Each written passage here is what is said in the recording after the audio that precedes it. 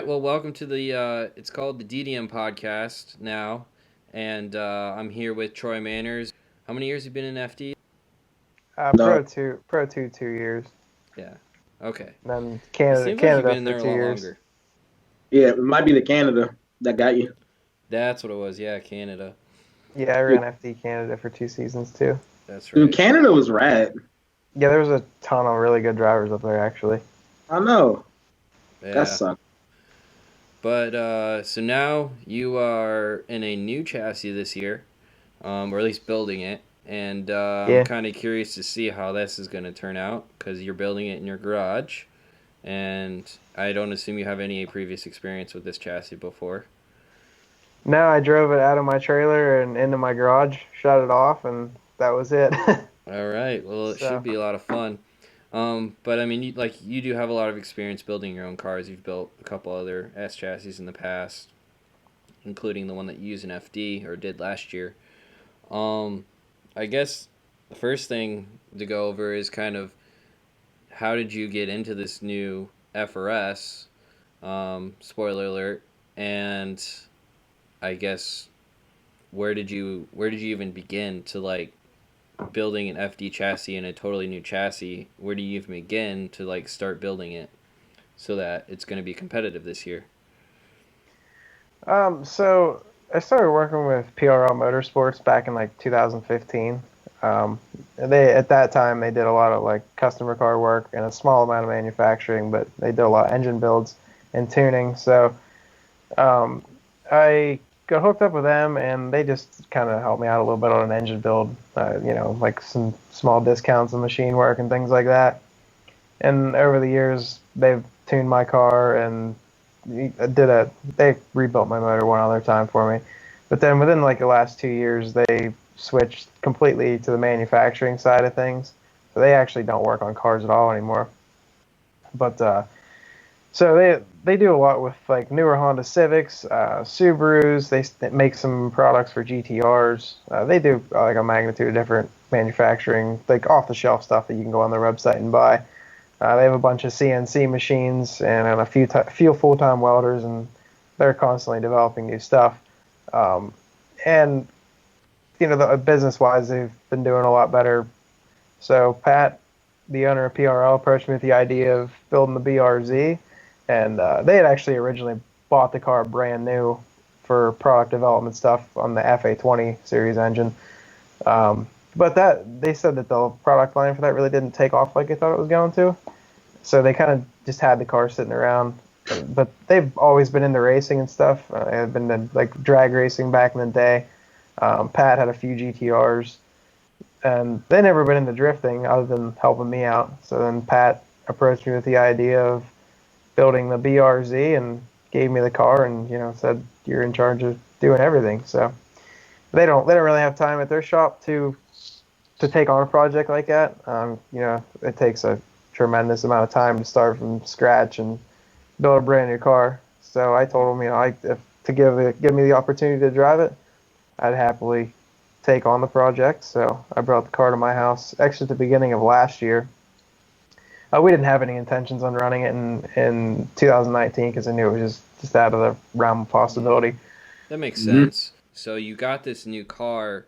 Where do you go to learn about I guess this chassis? Where do you go to learn about building a new chassis, or is it all pretty much carry over from an S chassis, which I doubt it does, but I guess can you kind of go into suspension and how you figure that stuff out? Um, and go into kind of like that area and just building a new car. Um, as far as that stuff goes, I'm not really, as far as like the setup of the car goes, I'm not that concerned with that. But it's a drift car. Like it's a similar wheelbase to an S14, slightly longer actually, which is kind of deceiving. But hmm I'm not that concerned with that. As far as like the chassis of the car goes and like the building of that, I'm kind of trying to just take everything that's worked good on my S14 and transfer it to this car. It's like same transmission, same clutch, same differential, same axles, all that stuff. So everything that worked well on my car that I built, I'm just kind of transfer over to this and minimize the amount of things that I got to get used to in this new car. And being that PRL is giving me the car and doing all that, I kind of got a little better budget to work with too. So I can hire people to make things like the steering angle stuff. We're gonna do FDF fab. Josh in Canada's handling all that. We're gonna be working with Fortune Auto and go with a two-way coilover on this car, which I've never had before. So we'll be able to do a lot more fine tuning and adjustment on that. Just things that worked for my S14 transfer over, and then things that need to be better. Spending the money where it needs spent, and to make the transition a lot easier, I think. But I'm kind of on schedule as long as everything goes well to have ample test time in the car. So it shouldn't be too much of an issue. Just work through the setups and get comfortable in it before round one, which it's also nice that round one's not till end of May this year. So that gives us even a little bit more time to develop everything and get rolling. So yeah, I still wanna get everybody together at like Killcare or something with all of the kind of serious cars, maybe not even Pro 2 cars, some of the higher and Pro Am cars, and do like a setup day and kind of share tips and stuff, and try to get all the cars down and do some like tandem practice and stuff. Yeah, that'd be fun. Killcare's a cool track. Yeah, it's nice and easy. It's kind of forgiving too. It's not hard on the cars because you got one like come down off the bank that's a little rough, and everything else is pretty straightforward. Yeah, for sure. And then like it sucks trying to go, like we did it. I've actually done it with everybody I've ever helped out, but we go right into like the first round and then try to figure out tandeming, like how the car slows down. That's man, it's crazy how much the different cars like drop speed and stuff like that. Because like even like coming from Pro-Am, we started with like an LS S13 on like the OG Kendas, and like that car would just slide for days like when you initiate, and then putting the Wise Fab and all the PBM stuff on it on version 2, we're at like Gingerman testing, flying into this corner, you initiate, and you're like, all right, cool, it should be about here. And then you come up like 75 yards short on the apex of the corner. Like, this thing drops speed so fast. Holy crap. So then you got to relearn like the initiation points and stuff. So then you try to mix that with tandem. Like, I want to be on your door, and I don't know how fast my car drops speed. Like, it's weird. Yeah, it's definitely a big, timing thing. Cause especially like with FD cars, a lot of people don't test because it costs so much money to test the car for the day. But yeah, like you said, like driving these things, people think like a drift car, like, oh, it just slides around. Like, no, these things like fight you the entire time. Like, like Texas, like you go wide open, like directly to tire wall, and like to even get that outer zone, like you're just like, well, I'm crashing. Like you got to throw it at that wall, like as hard as you possibly can, to, like get it to stay out there. It's a lot more difficult than people think it is. That's for sure. Right, and then the last thing you want to do is be like in the middle of the season in like a Texas or St. Louis where like the rounds are like only a couple weeks apart and stuff your car, because then you're not getting any sleep for like the next 2 weeks, and then the next round's not going to start off smooth either because it's not going to be back at 100% yet. So they're risking it again. Yeah, and then like the tire grip, man, like going from drifting on like the Pro-Am tires to the FD tires, like I remember like we couldn't even figure out how to do a donut. Like warming the tires up, it just wouldn't break traction. You're like, what? It makes like 800 horsepower and it's struggling right now. Yeah, this is weird.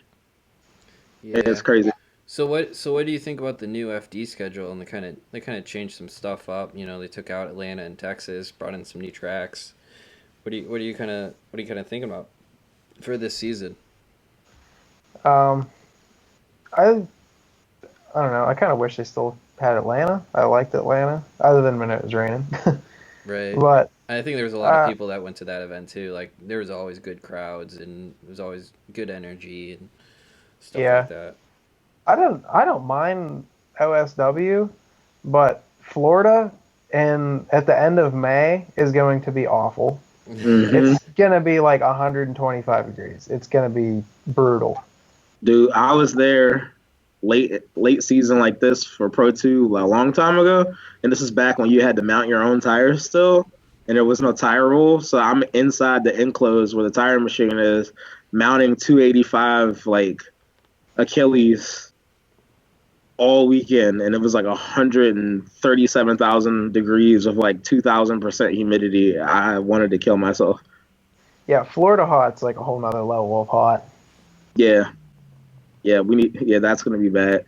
I And remember then, one time way back in the day, I drove a pro event there, and it was like the end of June, so it was like full like mid heat season, and I literally did my qualifying runs, and I qualified like second or something, and I was like, I'm done. Like I'm not. I like the event wasn't until nighttime. I was like, I'm not driving until top 16. Like I'm just done. I never did one practice lap. I parked my car and I like did nothing. Like I'm done. I just don't even care. I ended up winning the event. Pat Good was my spotter, and like I drove through like the whole field like hot knife through butter, and like never even ran a practice lap. you were literally a hot knife at that point because Yeah, it was Florida. Yeah, I'm gonna miss Atlanta too. I think that's probably the most technical track in the whole like series out of everything. Like you come in super fast, and like the most exciting point is where you dive on doors, where you're scrubbing the most speed, and then you power up the hill, you dive on door again, and you're like scrubbing speed, go really slow, and you're back on power, building speed again, and then now with that new line that you take on the end of the track, if you mess it up, it throws you right at the wall. Like until they changed that, it used to be you would run wide coming out and then like flick across it. Now you cut in, it like shoots you straighter. I've never seen so many people hit that wall at like the last turn of the track until they changed that. But it's super exciting and faster through there now. Yeah, and they're not it's going slow when they hit that wall either. It's usually No. pretty epic. Yeah. that one dude in 2018 hit the wall in The that FD. FDR-X7. Oh my that was such a god, beautiful Oh. car too. that was was a Yeah. super sad. hard hit. We Yeah. hit that wall. Yeah. It's like super easy like when you're following somebody to get lost in the smoke right there, and like Mhm. it looks like it's a long ways, but like if you touch that grass, you're going to the wall basically. Like there's Yeah. not Yeah. much runoff I there mean, at a all. bunch of people messed up their cars. It was Sexsmith and Matt Field Yeah. 2 years ago. Did it really bad. Mohan last year. So it's definitely not a And then forgiving track. like a lot of people went 2, 3, and 4 tires off right there, even if they didn't hit the wall. Like I think Dean Kearney went like 3 tires off at the end of his run. Hmm. Like Well, it made it pretty exciting because you carry so much speed now. But like when you get a good run at Atlanta, like I think that track is the most.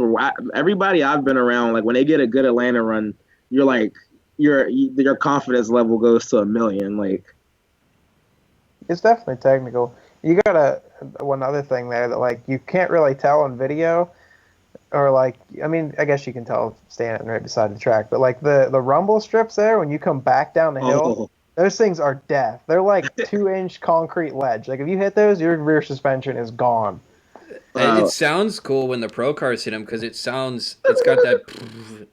Yeah, it's a pretty nuts. I actually just posted a clip like 2 days ago of, it was Odie who he literally actually goes off there and comes back on the rumble strips, and the amount of just the suspension travel that it drops into and has to go through, and it's still obviously he still finishes the run.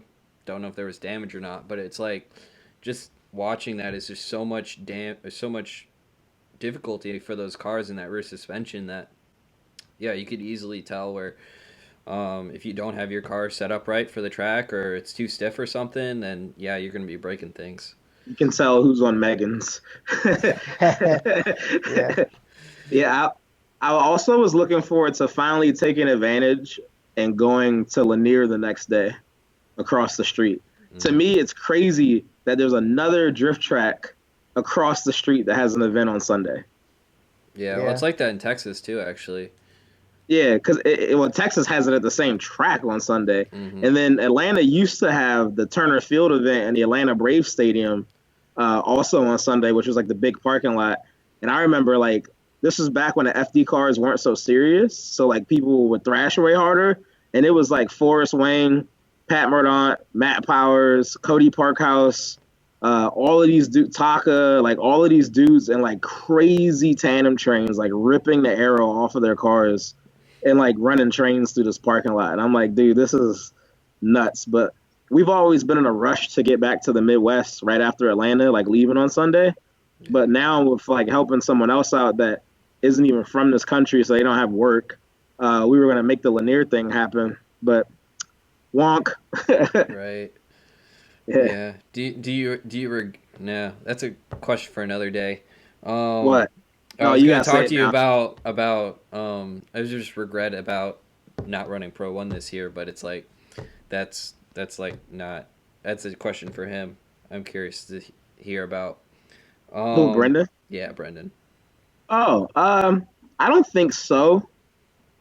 If I answer it for him, from my perspective, I think like running Pro One is really the best move to make because the sponsors will actually give you stuff if you run Pro One. Correct. And not to badmouth FD because it's a hard thing to remedy, Hmm. but you still don't get any exposure in Pro Two. Yeah, just it's difficult and Yeah, it's just like any racing series though. You look at this level underneath and they just get virtually yeah, like who virtually no watches attention. Who watches Indy Lights or Formula E Right. or the lower levels of F1. Like there's a couple people who watch it, but they're like usually the nerdy, like I'm so obsessed with this sport that I got to get every Like you, last you know. ounce of competition. I'm not nerdy. Outside of FD, I'm like stancing things and doing dumb stuff. But uh no, but the thing is for the Pro 2 drivers, I feel like, you got to create your own exposure then and like Hmm. use FD as a platform to do it. Like, not on some YouTuber, like corny stuff like, oh, hey, my name's Troy and today I'm at FD. But like, you know, you could do so many, like, I see a whole lot of opportunities to create your own exposure. And I think if you do it and you master it in Pro 2, it just sets you up better for Pro 1. Oh, the So biggest I thing don't want for to me make is it, consistency. yeah, If that's the hardest thing to teach drivers is because I work with a bunch, and the hardest thing for me is just to get them to post the stuff, and like they're like, yeah, for example, I'll give them a bunch of content when I film, and I'll maybe see one or two of the clips, maybe at most. Sometimes, I mean, Troy's really good at it. I see my clips all the time from him. But I mean, it's just some other drivers. Sometimes you just don't see the stuff, and it's unfortunate. But you know, drivers taking advantage of even what they do pay for or what they get, I think, is a really, really big key as well. And then obviously, and then they're looking at you feeling like, well, I don't know if I should keep paying for this because it really hasn't gotten me anything. it's like, yeah, well, it'd be nice if you just used it. Yeah, But yeah, but I think it'll be a learning experience for a lot of people, and then I think eventually you'll kind of see, obviously, the guys that succeed will go into Pro One and get big sponsors and stuff like that, and then eventually you'll see the guys that don't have all of it in, they'll drop out eventually, and then you won't hear from them. So, it, even if you don't get the big sponsors, even if you're not securing Wish and Amazon and all of that stuff like that, if you could just make it sustainable to where maybe you only had to invest 15 grand out of your own pocket to run a season of Pro 2 or 20 grand out of your pocket to run a season of Pro 1, you could just make it sustainable, then it's longer that you'll stay in it because that's what you would be spending to do any type of motorsports like drag racing or anything. Like if you're really competitive at something, you're going to spend a little bit of coin. And hopefully by then you got some side hustle or something that could compensate for that too. But like, I haven't always known Troy, but we've been at the same events constantly all the way back to Street Life Tour when he really was like little Troy. You're like, man, who's this Yeah. little kid fucking everybody up? uh, he was already, you could tell he was already a cut above and he was taking it serious. Like, mhm. me and my friends at the time, we were in college and we were out there like, yeah, just like chilling. He was serious because you could see him get mad and stuff like that. He was like, oh, I'm trying to get it. And I'm like, all right, and other people see the anger and they think like, oh, he's not having a good time. That's why he's mad. It's like, no, he's serious. Like in football, nobody takes losing in sports like Mhm. lightly, like, in other sports and stuff. So I see that as tenacity. It's just a different side of being an athlete. You got some skaters slam their board into the ground sometimes because they've been trying to get this trick all day. BMXers rolling a bike off into the fence. You snap something every now and then. You gotta get that frustration out because you take it serious. But Mhm. that shows something. That shows that person is maturing. Like you're still having fun. You're still in it for the right reasons. But you want there's something light at the end of the tunnel you're trying to chase. And if as long as people like I see people online and say like Pro 2 isn't possible. Like this is like there's no way I could be able to do it. And I'm like, man, you watch Hurst. Hurst is on the tightest budget ever, and like getting on the podium, making it into the grade 8, and putting on the show and stuff like that. And like, if you really want it, you're gonna go get it. It's just how bad do you want it? You know, you gotta make some sacrifices and stuff. You're not gonna have your cake and eat it too kind of type deal. But Exactly. Yeah. yeah, So I guess kind of moving forward. You're gonna be doing this Clutch Kickers 100K. Is it 4 or 5 rounds? 4 rounds? It's Five it's five. rounds. five Yeah. rounds. Yeah, Um, 20K around 5 rounds. yeah. Yep. But obviously, I'm curious to hear your thoughts on kind of that layout and that setup and kind of how I guess in the recently last like 2 years we've kind of seen like a rise of these high dollar just one off kind of events. Usually there's a Pro 2 license attached to them, but this one obviously is just all about the money, which I'm kind of excited about. Um, and just looking at the drivers list, I mean, look, there was a couple. There was, I counted 2 Pro 1 drivers. There was like 3 or 4. No, it was probably more than that. It was like 5 or 6 Pro 2 drivers. A couple like Mike Pollard, some XFD guys and stuff. So it looks pretty exciting. So I what think are it's your like thoughts on it? 64 drivers or something. Mm-hmm. Yeah, I like the idea of the big payout events. I mean, I think it gives people another option, other than Pro 2. Because, like, for me, yeah, I'm driving for PRL and FD, but, I still want to drive my pro car, and I have something to do with that. So it gives me, more seat time behind a fast, competitive car. And I think that'll help out with, driving in Pro 2 as well. So. I think that what you just said right there. I think that's like even beside the money, that in itself to have a 64 car field and not be like constrained by FD because it's a pro series and you got autograph signings and all this other stuff. It's like it's just about the event. I think that seat time with 64 talented drivers is like that reminds me of like the old like when Street Life Tour used to be like what 40 people. Well, And the first year I went there, I qualified second, and there was 54 drivers. right, and like the top like 30 dudes was killers.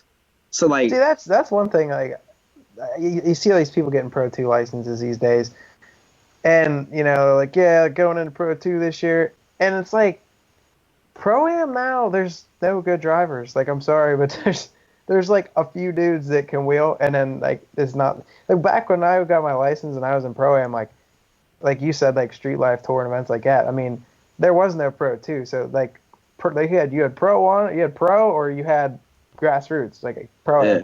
And the fields were stacked. Like there were so many good drivers back then. You couldn't Like, call the top 5 if you wanted to. oh no. I mean, it was just whose day it was. There was like at least 16. Like whoever qualified a Street Life Tour, you had 16 like damn good drivers. Like there was nobody that was like, oh, this dude's not gonna do good. Like it was like you said, like you couldn't call who was gonna win. It was just whose day it was, for sure.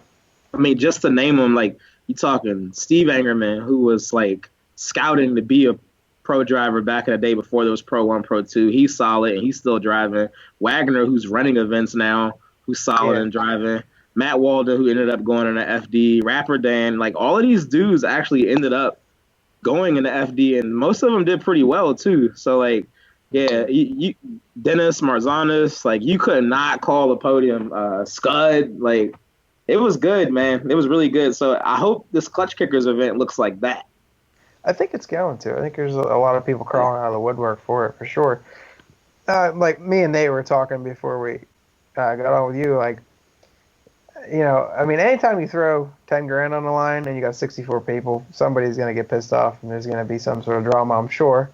Yeah. But, I think it's a good thing. And, I mean, I'm sure there'll be some bugs to work out. Like anytime you start a brand new thing, you're going to have some things you got to smooth over. But, but I think they're on the right track to things. And, like the entry fees are reasonable. And I like what they're doing.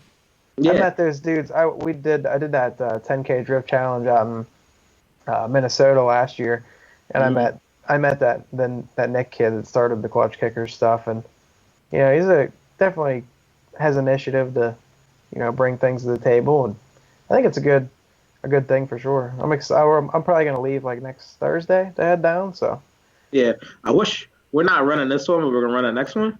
I wish I was going just to watch, like, cause I'm really excited for it. Like, Oh, cause like you'll you see see, like plenty of video. Don't worry, buddy. I'm the going, videos, so. not the videos just never like do it justice. Like, cause I me, know. like, I want to be like nerdy and like looking at the cars and stuff like that and Hmm. all kinds of things. And then, the videos do it justice in a sense of getting me hyped to go and like hype for the content afterwards. But I want to like get my inner nerd on and like really You just see said the you weren't a drivers and nerd stuff. like not even 10 I minutes said ago. outside of FD, mostly I'm stancing things and doing whack stuff. But um, the next thing about it too is like I watch Street Outlaws and all of these other car shows, and they have all of these like 50K events and 100K events and 60K events, and I'm like, I'm wondering like where they pulled the funds for this, because like if more people start figuring this out, and you have like all of these events where people are doing these uh, 20K payouts, man, that's gonna be nutty. Like you could legitimately just chill and like grassroots drifting for 2 years and just sit here like you imagine somebody like Mike Pollard back in the day or Chelsea back in the day when they were running XTC and they were just driving around the country ransacking everybody. Like and and you got like multiple 20K payout events. So you spend 2 years, you go do 5 or 6 of these things a year, and you win maybe 2 or 3 of them a year, and you just bankroll like freaking 60K over 2 years. Like that'd be nutty. yeah, that's what like dirt track dudes do. Yeah, Like these late model shows, they pay $100,000 to win. I mean, right. that's what they do. Like, there's a lot of dudes don't even run like a set schedule. Like they're like, oh, all right, money's here, money's here, money's here, and they'll just travel around, hit these big races. Messing up the points. I'm yeah, I'm like pumped on that kind of shit. Like that's what I like. Hmm. Yeah. That's like my whole thing with my S14 this year. I'm like, well, I got this pro car, bought, paid for, sitting in my garage. Like, what can I do with it? And like, I'm just Yeah. gonna kind of do like a 10K tour. Like every event that pays a bunch of money, go hit it. Yeah. Yeah. What it you kind of were talking about the layout and stuff. You said it wasn't going to benefit fast cars particularly. Have you driven there before, or you just seen the layout? Now I'm buddies with Nate Hamilton. He should sent me some like video over it and stuff, like of onboard stuff. Like it's super tight. Yeah. But I saw a bunch of people like bitching like, oh, there's no tire size rule and this and that and this and that. If you're not in third, fourth, or fifth gear, depending on what trains you have, once you get into the FD size cars, it doesn't matter. If anything, it's a handicap. Yeah, yeah. I mean, like I mean, people are like, well, people like pro guys are showing up. It's like, yeah, of course they are. It's $10,000. Like, what do you want? Like, oh no, nobody's allowed to show up, so some local guy can just cash $10,000 check. Like it's competition. Like Yeah. I'd show up to like Street Life Tour with like the jankiest shit ever, and like whoop ass. Like that's what it's all about. Like the underdog shit. Like Hmm. I don't know. I think that's what's interesting about leaving anybody in. Like Well, yeah, you had a stock 1JZ when twin turbo V8s existed in Pro Am still. yeah, and that one J had like a blow-off valve that leaked like terrible, so it like made like no boost. So it probably made like 240 wheel horsepower. That year I got third at Street Life Tour. Both my motor mounts were broke, and like the engine was just sitting in there. Right. Like no, dude, that car was terrible. It was janky as hell. Yeah. But that's what makes you a good. If you win with it, it means something. The same thing for the clutch kickers. I guarantee, like, the person who wins, if you're not in a pro level car, the person who wins, their confidence is going to be like they're going to go Super Saiyan 4. Like, Oh yeah, because it means something. But like people really don't get it. Like slow technical tracks are the equalizer. The FD cars are only fast because most of these tracks we have a fourth gear run up. Like you look at Seattle, you run up yeah. into Seattle crazy fast. Atlanta, you run up in it crazy fast. Most of them have big entries. So those cars are fast because they get up to speed and they maintain it. And the track is designed usually to maintain it. So the car is fast. But you get on these tight technical tracks, like if your car is set up right, if you got anything that makes 400 horsepower and you're in a 265 that's somewhat sticky, it doesn't matter. Oh yeah, 100%. Yeah, I mean, like you said, at that point, 400 is just as competitive as 800. Like, Right, because we, you we know, went to Grange for Super D, and Nakamura's there with like a 350-ish horsepower SR. It was like stock bottom end with like cams and turbo or some shit. And it had 265, I think it was Zestinos. I don't remember what weird Chinese sticky tire company was sponsoring that event. Um, but like JCP's out there, Matt Powers is out there, like all the usual suspects are out there. Grange from West Coast, and Nakamura's dooring everybody. Forrest, everybody's getting work. Like, yeah, and he was shortcutting some corners, but like that's his style. That still didn't make up the difference that much. Like, you know, so I think it'd still be even. I wouldn't be worried about it if I was somebody who wasn't in a car like yours. Hmm. Yeah. yeah. I actually consider because I have a couple different tunes for my car. I actually considered like knocking the power down to like 400, 450, and just rolling with that. You, It you know made what? Oh, go ahead. Go ahead with it. it made like 640 on the dyno last time I had it on the dyno before Texas, but Yeah. I mean, you definitely don't need that at all. We went to when we did LS Fest, we went to the 180 and the 300 treadwear Kendas, and like Brendan's car was still at like 800, and it was still fast, and it just made it easier to drift, but it still had enough grip to get like if you rolled the throttle and you didn't just slam it, you could still get the car moving fast. So I think really just taking some of the grip out of the tire and just then you could just don't have to go wide open throttle. You just roll it is like the perfect combination. But Yeah, then for you got sure. tire sponsors, so you can't do that. Yeah. So, so what? So kind of bringing it back to FD. Um, who was like a driver last year that you really didn't want to get paired up with? Because they were good, not because you didn't know what they were gonna do. Like who was the guy that was like who you saw as like really good potential? Um, to be honest, I didn't see anybody last year that was like Yeah. dominant. Like, I Mm-hmm. mean, there's people that had their good events. I mean, like Texas, I felt like I was a top five car all weekend, and then Yeah. like had that mechanical issue. But uh, I mean, certain people had their events, but I didn't see anybody that put on a dominant performance last year in Pro Yeah. 2, to say the least. I I'm, mean, I'm like with you. Trenton was pretty consistent, and that ultimately won the championship. Garrett Denton, he's pretty consistent, but there's a lot. I mean, I don't know. Like Adam LZ had a good run in Texas, but other than that, I didn't see anything crazy impressive out of him. Yeah. Everybody had their events, but It was such an I didn't. interesting year because like you said, there wasn't a dominant car at all, and it was a No, lot of really unique, challenging events from the rain to Atlanta to the craziness that happened in Texas, even. So it's like I that makes you make a good point to where everyone either had a good or a bad day, and there was no one that really had a good day all week at all 4 rounds. no, definitely not. Nope. So That's should that's one thing that kind of annoys me about like how I've done in Pro 2 is like I used to constantly be on the podium, win this that, and I just haven't had like that right event and everything come together for me in Pro 2 like I expected it to. yeah. I don't know. I think it kind of boils back to like the whole in Pro Am. I could just outdrive everybody, so it really didn't matter how the car was set up. Anything, I could just drive it and outdrive everybody. And now you do depend a lot more on the car and making sure everything's perfect and the setup has to be right and this and that and this and that. And there's so many more variables that it makes it a lot more difficult. I can't say I'm 100% happy with how I've done in Pro 2. And hopefully this year, with a few improvements to the car and a good mindset, hopefully I can have that everything Good click and consistency. yeah, Because for and sure. that's the thing is like for example, what I've noticed with you. I mean, I think you qualified every round, didn't you, or did you miss one? St. Louis, I Okay, missed. that's right. Yeah, Yeah, that was a messed up track. Um, yeah, not a fan of that one. but uh, but I mean, the thing with you is you were one of the most consistent qualifiers, I think, out of Pro Two, um, and that's kind of the biggest thing now with Pro Two is it's almost been the most important part of Pro Two is qualifying. Yeah, make the event. And that's the most interesting thing, because once top 16 hit, it seems like anything can happen. And it seems like wherever you were like placed in the top 16 doesn't really matter. It seems like anyone's can win the battle, have a good or bad day. So Yeah.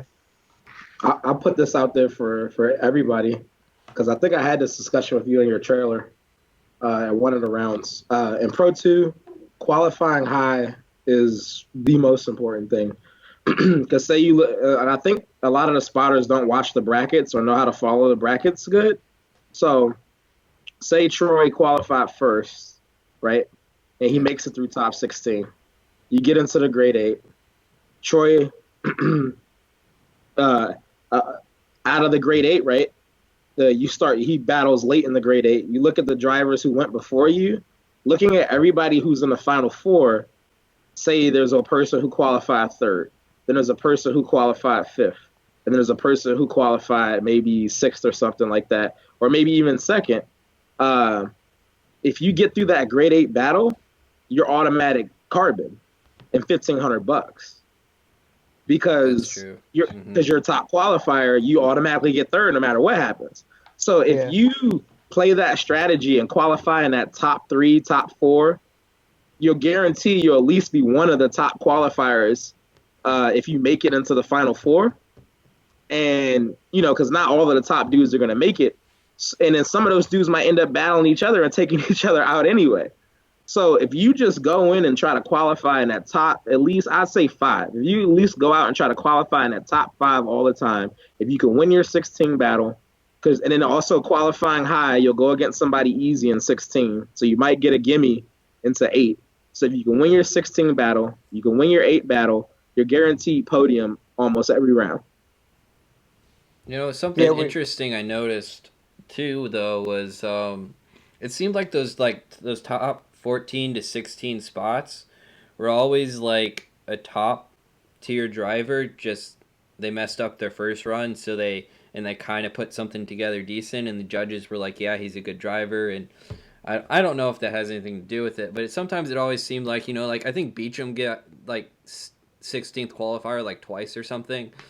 Yeah. Oh no, the reason why that happened, that was Atlanta, what he was talking about in the rain. So if you did well in Orlando, you got screwed at Atlanta because for the bottom half of the bracket it was dry in qualifying. Then it starts pouring raining, and the top 8 dudes qualified not in just wet, but oil slick wet, water. That was the slickest surface I've ever driven on. Snow is not even comparable to that. Snow has more grip than that track does in the rain, and that's no exaggeration. Right. So you're qualifying in straight just like Mario Kart banana peels at that point. And then it dried up completely again by the time the bottom of the bracket come back around.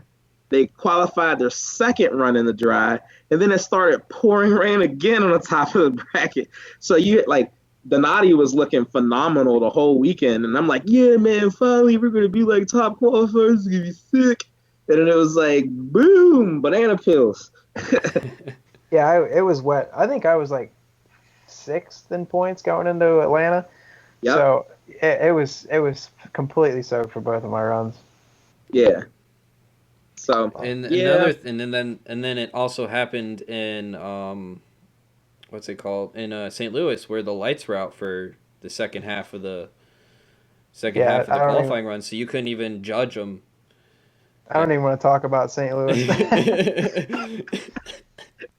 Yeah, first run in St. Louis, I killed if you watch the live stream, I guarantee you can see exactly what happens. Killed the first part of the track, and I come out past the first inner clip, and the sun was right at the top of the bleachers. You literally could not see the track, and I even have a tinted visor. I had no idea where I was going. Completely missed the touch and go, and the run was done after that. Yeah, I heard a couple drivers say that.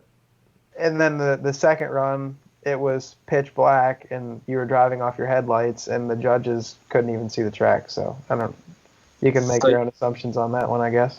So you pretty much described the movie Pitch Black. You started out in the daylight, and then it was eternal darkness. Yeah. You needed to do your first run with a welding helmet on. Yeah, literally. That would have helped. A little auto darkening, come around the corner. Yeah. Got it. We're good. That's funny. Awesome. Yeah. I mean, I also, I can't even say I was driving fantastic there because I gotta be honest, I didn't care for that track at all. It didn't flow at all, and it was just weird. I don't know. I didn't care for it at all. Yeah, I'm curious to see what they do with it this year, because it looked like they wanted to enter on the bank, or at least I know they were trying it literally the day after the comp to just see if it was even possible. So I hope they do something with that. I think it'll help with the track flow a little bit better at least. But yeah, that like the switchbacks is just. I mean, it makes it technical, but it's not I mean, very. Doesn't seem very flowy. I think that the reverse would be cool. Other than that, bank is kind of rough. Like to come into that like hauling ass, it'd be pretty rough coming off the It'd bank. be like, isn't it Orlando that's like that? Yeah, that transition's terrible. Yeah. Orlando and Yeah, Wall Speedway. Hmm. walls like walls like trying to drive down like the side of a house in the ground. Like it's just that is the roughest. I'm so glad we're not going there. We never went there in Pro 2. Like it was just awful. I drove there in Pro Am one time. I'm like, this is just stupid. Like you don't. I mean, like video does not do that place justice. Like when you're coming around the bank, you are literally like standing on the firewall. Really? Yeah, Like it is so steep. yeah. Yeah. At a crazy period in time, they used to allow ride-alongs in FD. So in Yeah. 2000, yeah, in 2010, I did a ride-along with the guy I was helping out, Dennis. This is a funny story for a multitude of reasons. So we weren't familiar with the FD jargon on hand signals because of the ride-alongs. So we're like lined up, and mind you, there's no tire rule back then either. So that stupid Dodge Challenger pulls up beside us to do tandem with us, and Sam Hubernet looks at me throwing up gang signs, and I'm like, I don't know what this means. So I tap Dennis, and I'm like, hey, I think he wants your attention, and he's like, thumbs up, and Dennis is like, what does he want? And I was like, I don't know. Dennis just gives him a thumbs up. Well, apparently that signal meant like, are we going to practice soft or are we going to go hard? So Dennis gave him the go hard signal. And like this thing's got like 800 horsepower on like some 395 BFG KDWs. Like it was just stupid. So we take off, and all I hear is just V8 screaming, initiating the bank, and his whole ass car is beside us. And I'm just like, yo, we're going to die. Transition off the bank. I can hear him from the other side of the car and through the back of the car. Like you said, I come down off the bank, and like Dennis's cage wasn't the tightest fitting, and I just rock my head off the cage with the helmet on. Transition again. I'm seeing stars, and I just hear the challenger screaming. I'm trying to get my composure. It was the worst ride along I've ever done in my life. That track is actually super small too. People don't realize, like, if you watch it in video, it looks like Yeah. it's decent size. Like the infield is super tight. hmm Really? Oh yeah, stock 1J car crushes that track. Yeah, it's Hmm. you can stay up on the bank. You're So golden. it's Like it's not Irwindale, is what you're saying. oh my god, not even close. You could put 10 Wall New Jerseys inside of Irwindale. Yeah, Jeez. Dude, Irwindale was the you ran Irwindale, right? Yeah, That track was dumb grippy, bro. yeah. Like everybody was driving down that bank in Pro 2 so fast, dude. You try to initiate and stay high on the wall, and it's just like, nope, you're on the inside line, bro. And like it was so bad. That's the best I drove in Pro 2, like without a doubt, was Irwindale. That was my favorite Pro 2 track, like hands down. So it sounds like the dream Pro 2 run, Pro 2 schedule is going to be Atlanta, Texas, the OG St. Louis layout, and Irwindale. Yeah. Yeah, I'm curious to see how the jersey layout is and see what they do with that. That could Yeah. potentially be cool. I think Yeah. they're gonna have like a sellout crowd there. I'd say there's gonna be a Oh. shit ton of people there. Oh yeah, for sure, for sure. Yeah. It'll be cool to see like those stands filled, not for drag racing. Yeah, It'll be that's weird, cool. but I think it'll be really cool spectacle. Hopefully, as close as we Yeah. can get to stadium drifting. I think That's someday, basically what they created there, more or less. someday it'll So, happen in America. I hope. Dude, that would be sick. Yeah. Awesome, guys.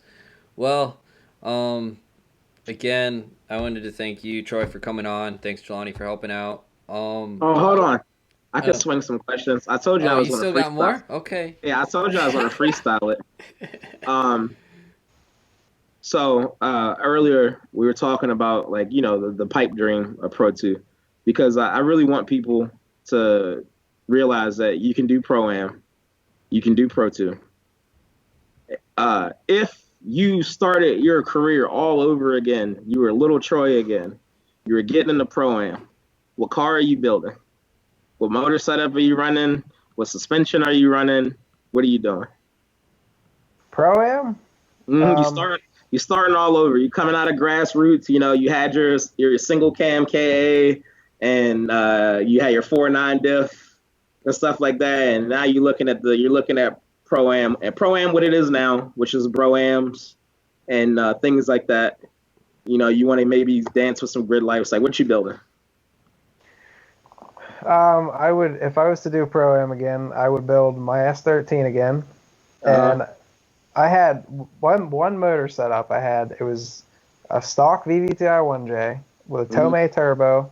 It had a USDM 2J exhaust cam, which for some reason adds a shit ton of torque to them. And it was tuned. It was like, I think it was tuned on like 18 pounds of boost on race gas. It made 377 horsepower and 420 torque, and it would have destroyed any Pro-Am there was. Like, stock cut and weld knuckles, like nothing crazy on suspension, just basic coilovers, good alignment. I would go against anybody in Pro-Am with that exact setup. It was like perfect. Oh, yeah. Stock e-brake, stock rear knuckles, like nothing crazy at all. And that car was the best. What was your FD Canada setup? Was it that? The first like 2 events in Canada we went to, it was that Tomei turbo and stuff. I had done a dog box at that point. Still like stock R200 diff. Well, here's a fun fact for you. Stock R200 diff, stock 240 axles, 604 or 620 wheel horsepower, never broke an axle. But anyway, so back to the Canada thing. The first year we did it, the start of the year on that Tomei turbo, like 460, 470 wheel. And I quickly learned that I was getting like out-carred, like Dave Briggs, Mark Launderville, Pat Sear. Like there's a lot of like really good fast cars up there. So then like halfway through the season, we went to like a Precision 6062. The car made like 620 wheel. And I got a podium the last round up there. And then in 17, it was a pretty similar setup. Made like slightly more power, but pretty similar setup. Yeah. And then for a Pro 2, that's whenever I built my S14. And was this still stock? Was this still stock long block pretty much for the most part when you were making 600 with the 1J? Like stock pistons? It did have rods and pistons at that point. Like nothing crazy on compression or anything like that. But right. Yeah, it did have rods and pistons in. That's still like the same motor I'm on now in my S14. Yeah. And then little Troy, you're gonna run Pro-Am now, and you're gonna do the Bro-Am. What type of suspension are you doing? What do you think is a competitive Bro-Am suspension? Honestly, like any coilovers or I ran Neo Motorsport for forever on my comp cars. I mean, they're just like a single way adjustable. Now I'm gonna work with Fortune for this season just because I feel like a 2-way is now kind of the standard for Pro 2, and I need to start getting into the more race oriented stuff. But for Pro-Am, if you have a good quality single way adjustable shock, I mean, all these people going out and spending all the money on WiseFab and stuff, that's preference, but I don't really feel it's 100% necessary for Pro-Am at all. Yep, I agree. I think if I was going to do my dream Pro-Am setup, like, I just got done doing my little type stuff, and now I'm stepping up, I'm probably going to get a BMW just because you don't have to buy as much suspension for it. You pretty much just put SLR on the front and 1 or 2 links on the back and bushings, and you're done. And then they're everywhere in the junkyard. My only complaint about the S chassis now is the parts are running dry, and clean chassis and subframes and things are running dry. Whereas like you go to the junkyard, like you can still buy running E46s for $500. So if you wanted a parts car, like save up $1,500 and just have 3 E46s sitting in your backyard and just go rob parts off them that you need them, cut quarter panels off of them, whatever you want. That'd be another good, do like the exact same motor setup I said, but like in a BMW would be fantastic as well. Dirty. And they just naturally have grip because of trailing arm suspension, so you don't got to sit there watching freaking nerds on drift car builders argue about Ackerman and stuff. And you can literally just like, all right, I'm going to throw some toe in the back of this thing and play with the coil shocks a little bit and zero camber, and it's just going to be fast. Like, I don't got to do too much. Sure. Yeah, and I'm down with the less is more approach. Even with the 240s, like I feel like cutting welds and extended factory LCAs and stock rear LCAs is like, you should do that, because if you crash and you bend a stock rear LCA, it's not tearing up your subframe, it's not tearing up your axle, it's not breaking cross members and stuff. Like, let those things taco, and they're $60 off Rock Auto, so you can keep spares like handy, really easy. Yeah, that's the thing. Like, you buy a WiseFab kit, $2,000, you're gonna drive 8-10 hours to go to an event, and you don't have spares, so you got to spend $4,000 to on a steering setup. So that's another thing. I've had the conversation with people a lot. You have to be able to afford spares, and the simpler you keep it, the more spares you can keep. Yeah, because our first round at Atlanta, coming in a Pro 2 with Garrett, we had a bad round, and he ended up crashing. And, that car was all brand new WiseFab, brand new feel, brand new everything. His first round, and he hits the wall, and instead of just buying one corner to fix the corner he hit the wall on, we just bought a whole new kit. All right, now we got spares. So, that's $5,000 in WiseFab just in that. Like $5,000. Yeah, that's insane. We'll prep a whole E46 chassis, like some coilovers, steering angle kit, links, bushings, reinforcement plates, everything. Oh yeah, easily. Yeah, so just something that I feel like people should think about. Like, keep it simple. Don't bankrupt yourself doing this stuff. And that's another good sound piece of advice I'd give anybody coming into Pro 2. And I see literally 90% of the people do this. They're like, all right, did good in Pro-Am, got this car, everything's working good. All right, I'm going to throw all this shit right out the window and build something that I have no idea what the hell I'm doing. And then I'm going to show up to an event and I'm going to get 4 runs and wonder why I didn't qualify. Like, quit trying to reinvent the wheel. And whenever you're already going in over your head, like, don't try and show up in something you have no idea how to drive. And I see literally 90% of these kids do that. Like, worst idea ever. Oh, yeah, you come out of Pro-Am and you're like, all right, I'm going to build this new chassis. So I'm going to get a new chassis.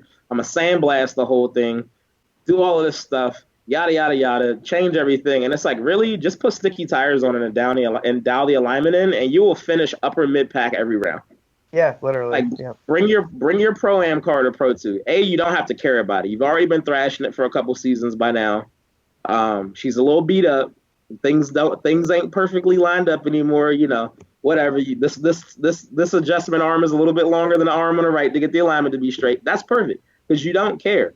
And at that point, you don't need to care. Like you were saying, you got to look at the tire wall and know that you're going to crash to get the outer zone. So, like, you ball up your Pro-Am car that's already gave you 3 seasons at least, you don't feel so bad. And then you can transfer what parts at the end of that first season when you did your learning season over to a new chassis, take everything you learned that first year and apply it to that build. Like, you definitely, if Garrett's car wasn't already illegal in Pro-Am, we should have brought the S13. Yeah, honestly, I probably would have done that, taken my 13 to Pro 2, but first off, I don't think I would have passed tech. And that's what we were worried about. Yeah. The cage wasn't full welded. Yeah, I should have prepped more. Both seasons of Pro 2 so far, I should have prepped more. And honestly, my biggest regret coming into this year was like, well, because I had a good showing at Irwindale and things went really well in 18 at the end of the year. I was like, it's probably good enough. And like, if I had to do over again, there's a lot of things I would have changed before this year that I felt like I would have done way better. So I'm kind of implementing those things into the BRZ.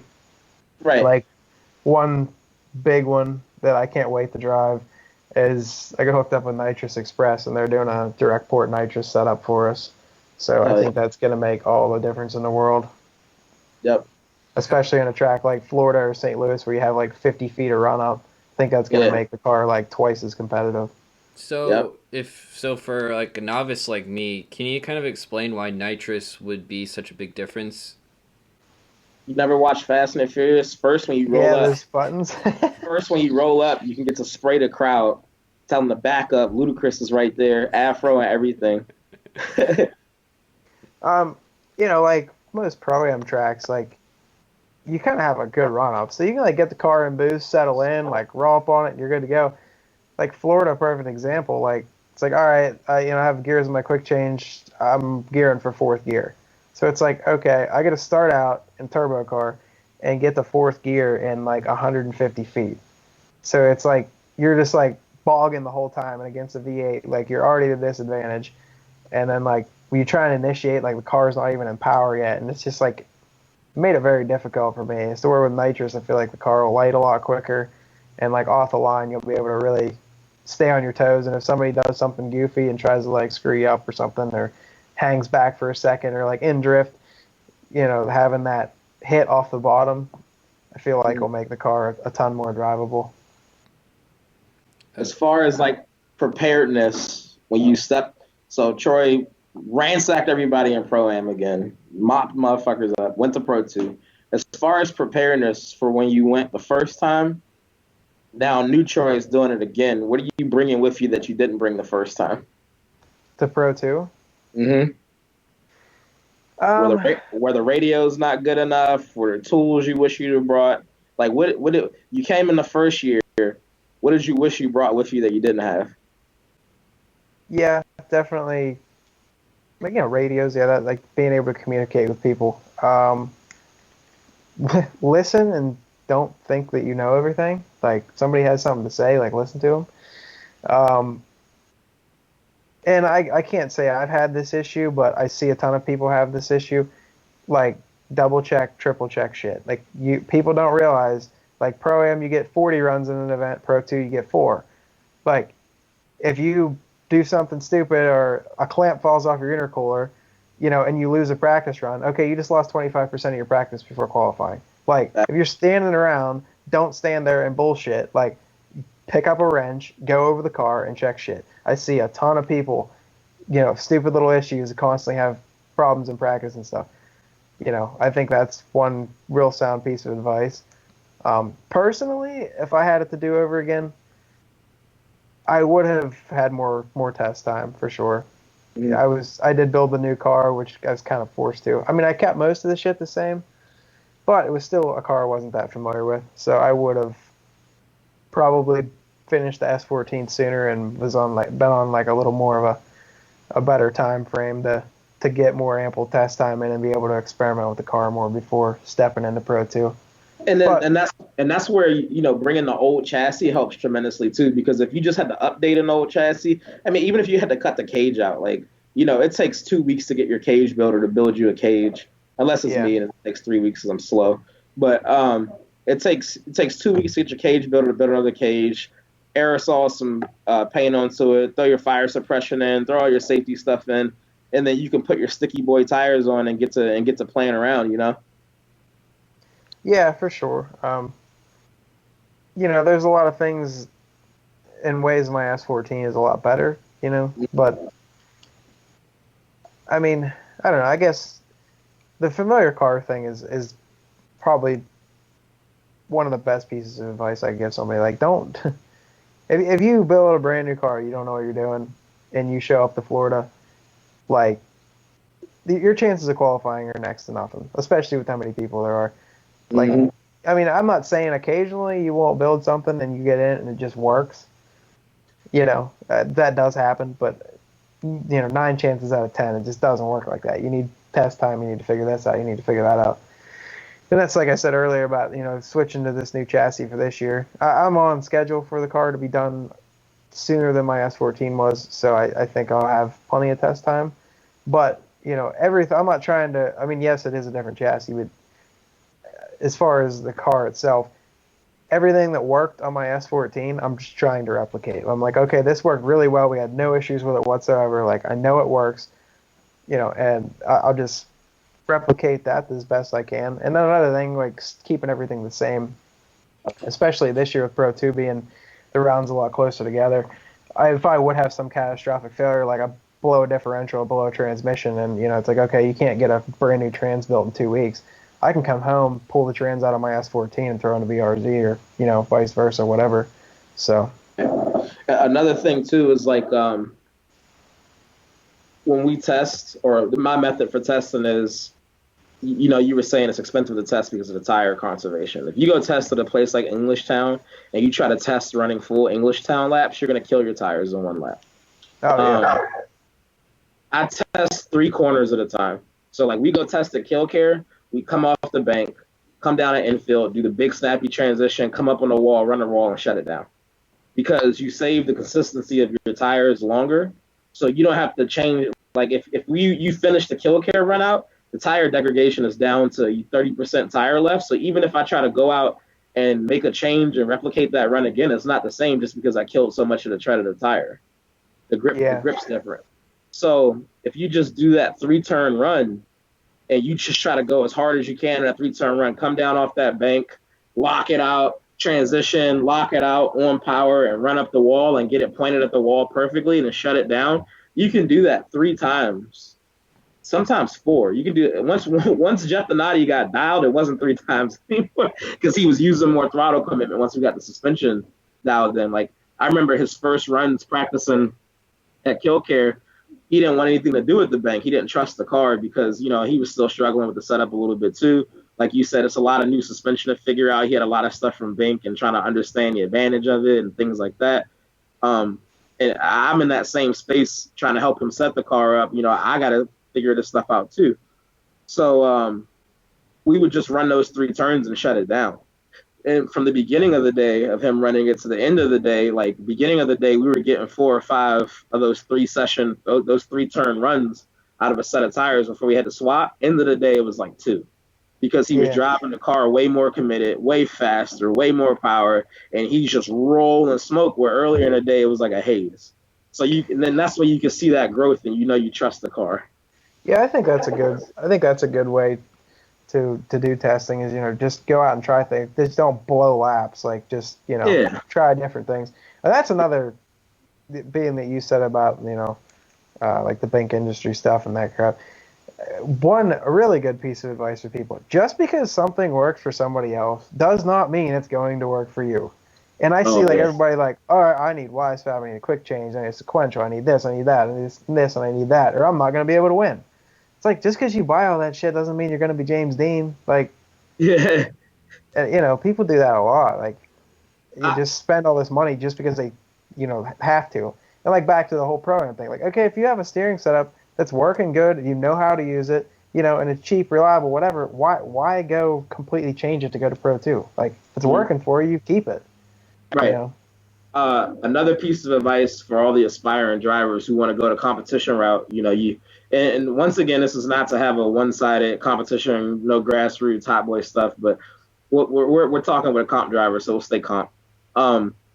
If you're aspiring to go do Pro-Am, get with somebody like Troy who's running Pro-Am already and go crew with him, and look at his setup, watch his car, watch how he operates and stuff like that, and then apply that to your car and then go do Pro-Am. Take that same philosophy to Pro 2. While you're running Pro-Am with your car, if you have a chance, make it out to a couple Pro 2 rounds. Go see what the guys are doing, see what's working for them, what's not working. Talk to some people. Same for the Pro 2 drivers. Talk to the Pro 1 drivers. I'll tell you right now, when we wanted to spec out Garrett's 2JZ setup, I walked up to Ryan Turk and was like, hey, man, I'm building a 2JZ for comp drifting, VVTI, just like yours. If you were going to go do this, what do I need to address right now? He's like, I'll tell you right now, these VVTI cam solenoids are going to fuck up on you a couple times a year.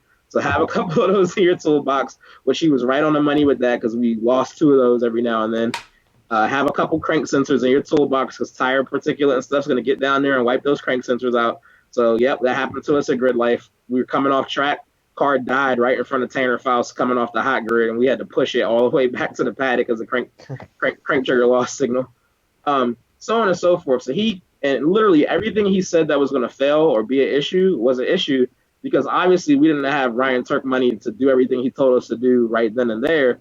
We did it in phases. But we do that first phase, and the stuff that he told us about that we hadn't done yet, we could see starting to become issues. You know, he told us we were going to chuck serpentine belts, running that factory power steering setup the way we had it. And we had to make a special tool that was 3 foot long to lock onto the tensioner. And you have some, we call 5 minutes in Pro-Am, and have somebody lock that tensioner, and we could do a serpentine belt swap in like 30 seconds because we had to do it so much. It fling them all the time. So talk to your big bros and the people who are already doing it. Go spot for somebody in Pro 2 if you think you're thinking about doing it the next year coming and stuff like that, and learn the game, because then you won't come so like completely in the dark. Like even outside of just the car and your crew and stuff like that, you show up and you got to find out where the hell will call is. And you'll waste 2 hours of your hours of your morning trying to track down will call, the driver's meeting, and that's time you could be working on your car. You know, but if you'd have come that year prior, oh, okay, I know where Atlanta will call is. It's off to the right over in the freaking dirt. Sweet. Boom. I go get my passes and get my wristbands for everybody. I know where the paddock is. I know how they lay it out. I know where the bathrooms are. I know where track entrance is to get to the hot grid. You're not in the Pro 2 meeting with the judges asking stupid questions, looking dumb. Like, you're just way more prepared, you know? And that stuff, it doesn't seem like that big of a deal, but like I remember we got to Irwindale, bro, and like the gates open at 7:30, and they were like, yeah, track goes hot at 9, and you know how it is. You want to be one of the first people out there on the track because you'll be gridded all the way in the back, and then your crew can't see you. They won't know when there's a problem with the car and stuff, especially if you got crappy radios and things, and then you're automatically going to be the last person in line to get practice runs in. You know, like definitely get out to grid first and all that stuff. But these little things I think will make people's lives a whole lot easier. Keep it simple. Do your homework. Don't read everything on the internet and swear by it. Yeah, I mean, it's definitely like it's professional. Like it's not a joke. It's not screw around. Like you have a job to do while you're there if you want to be successful. And at the end of the day, like how I run my program, it's a business to me. Like it wouldn't be sustainable. I mean, I'm not rich. I can't be like, oh well, I don't give a shit about this sponsor. I don't give a shit about this. Like I can just buy it. Like now, like if I don't do what I need to do and make people happy, I can't do this stuff.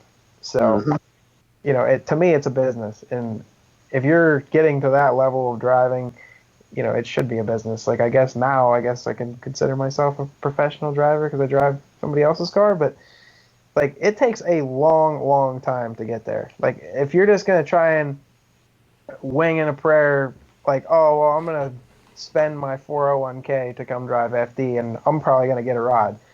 Like, I'm not saying that occasionally things don't fall into your lap, but like I've worked for, 10 years to get where I'm at. And like with the PRL stuff, like I've worked with them for like 5 or 6 years now.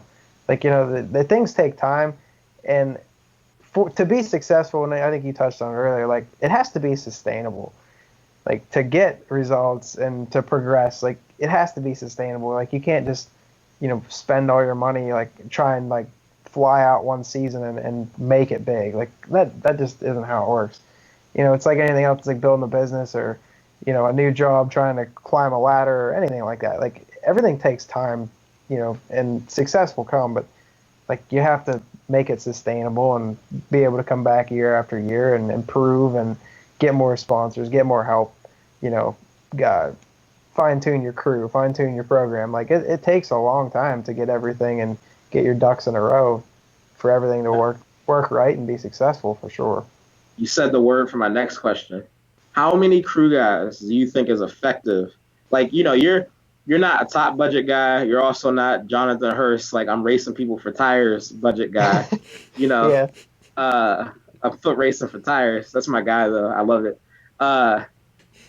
How many crew guys do you think is necessary to have with you? And this includes like the spotter, because people don't realize the spotter is different from your crew guy. He's not on grid with you. We've always had 3, me, myself, and 3 other people, because like most tracks, your spotter can't do anything but spot. There's no way they can, like Atlanta or something. Like obviously, there's a 0% chance that you're going to be able to do anything if you're a spotter. And to have one person on grid, if anything happens, like the slightest stupidest issue, like you have to have two people. I And it's still nice. Like if you want to ball on a budget, four people can still all sleep in the same hotel room. Things like that. I think four is a good number. Even for this year, for the PRL team, I'm thinking we're still just going to have four. Our crew is going to be a little different this year. Mhm. I'm switching my brother over to doing mechanic duties, and then my buddy Shay, who actually got me into drifting, he lives in Nevada now. I'm going to fly him in for all the rounds to be my spotter, and then I'm not 100% sure who the other one's going to be yet, but we're probably Yeah. going to stick with a four-man crew for this year. How important is a spotter to you? What's the most important information you get from your spotter that really benefits you? I'd say the biggest thing is just, like, sometimes you feel like you killed a run in the car, and then my spotter's like, yeah, that shit sucked. What the hell are you doing? Yo, Like, what you feel in the car is not always what it looks. I'll I say like that. And another thing that this is a very sound piece of advice. People can take it, leave it. I don't really give a shit, but don't worry. Like, okay, you go out for first practice. It doesn't matter how fast everybody else is on the track. It does not matter. Like, forget about what everybody else is doing. Like, I'll hear, like, my brother was telling me, like, because he was my spotter, like, there'll be people literally, like, not even drifting one corner of the track, and they're like, man, like, you're really slow compared to this other guy. It's like, the hell's the difference? You're not going to qualify anyways. Like, if you're not linking the track, don't worry about how fast somebody else is or how much angle somebody else is throwing. Like, worry about getting around the track. Like, after qualifying, like, top 16 practice, like, okay, maybe, take note on things like that. I'm not saying you should focus on it, but, like, just get your driver around the track. Like, tell your spotter, like, okay, what do I need to do to get on the judge's line? What do I need to do to qualify? Like, don't worry about what everybody else is doing. I think that's Chris Forsberg actually told my brother that, and we started spotting that way. And it was like, okay, I think I told you that too. We were yeah, we talking did about have that that. conversation. Yeah, Yeah, I was like, yeah. all of these dudes are up here first practice session taking down speed, and everyone still sucks. I'm Yeah. like, all of this data that you took this first practice session is going out the window. Like, it doesn't, because the dudes who were sucking earlier look amazing now. I bring it up to you in Atlanta. To me, your first couple runs in Atlanta looked like you were struggling because I was watching you. I watched the homies. I like to see how the homies are doing because, I'll come over and find you and tell you, like, hey, man, what's up? And then Yeah, you look completely different later on. yeah. And then we all got effed in qualifying anyway, so it didn't matter. Oh, yeah. But, but I I think remember. I remember that. I remember talking to you, and you said you like grabbed a hold of some dude's microphone or something. it was like, hers. yeah, It was hers. People were telling, I'm like, stop, don't say that to him. I'll tell you right now, like, I think spotters in Pro 2, some of them are like the greatest travesty ever. Like, yeah. and Oh, I and, agree. and I don't think you guys should dump your guys. But the big thing is, I think people just don't know. I actually wanted to get a spotter on a podcast when we were working on this last year and do like a Pro 1 spotter, like Lex King or something, and do like spotter tips. But for Pro 1, it's different than Pro 2 because they got so much practice. Pro Yeah, 2, focus on making your driver qualify as high as possible. I don't look at what nobody else is doing unless you're a homie. I walk by, I'll give Garrett a bump. I'm like, yo, man, you still, come on, man, come on, do this. I walk by and give Hurst a bump. I'm making sure my guys good. I always want to see the dudes who come out of the Midwest or out of my circle, like, do well together. But I'm not like watching the whole field and taking all these detailed notes. I want to, hey, man, you're still off that clip. Like, try to come in a little bit later and cut in across the clip later, and that sets you up better for the next turn. And then I'll grab my driver, dude. Like, this is another thing on making sure your crew's solid and that they got a checklist of things to check on the car. You and your spotter should walk away. And when those Pro 1 dudes go out there, go watch the Pro 1 dudes. I we think, always do that. Yeah, yep. Me and Jeff sat up at the top of the keyhole in Atlanta because that's the only area he was still struggling with. Because that top of the keyhole is sketchy. People don't know that too because you're carrying so much speed up the hill and there's no runoff. You think you're just gonna send it into that wall if something goes wrong. yeah, I pretty much say 80% of the Pro 2 field never ran that outside line into the keyhole. Like they were like a half car off. They weren't doing putting the tire on the edge. Meanwhile, Jeff was putting rooster tail and dirt in the crowd's face. because the thing we were able to sit there and watch is as long as you pitch the car and you got on throttle, these cars have enough forward bite with these tires, they just drive away from the wall. You Yeah, can't. they'll stick. Yeah, they'll stick. You can't fuck up. And that little bit of extra confidence, I couldn't give it to him over the mic, just from the tower. I knew he just had to see it. So we went up there, and so make sure that guys are like, get away from the car. Trust your guys that they're going to maintenance the car and do what they need to do. Go watch, and really study. Don't be up there watching, just trying to dap up and stuff. Like, go study and watch what the pro went. Listen to the throttle. Watch when they're braking. Watch what they're doing, and adapt your driving to that. And then, tell your spotter, hey, if I'm not doing what that guy's doing, I'm doing something wrong. So tell me, Yeah, for sure.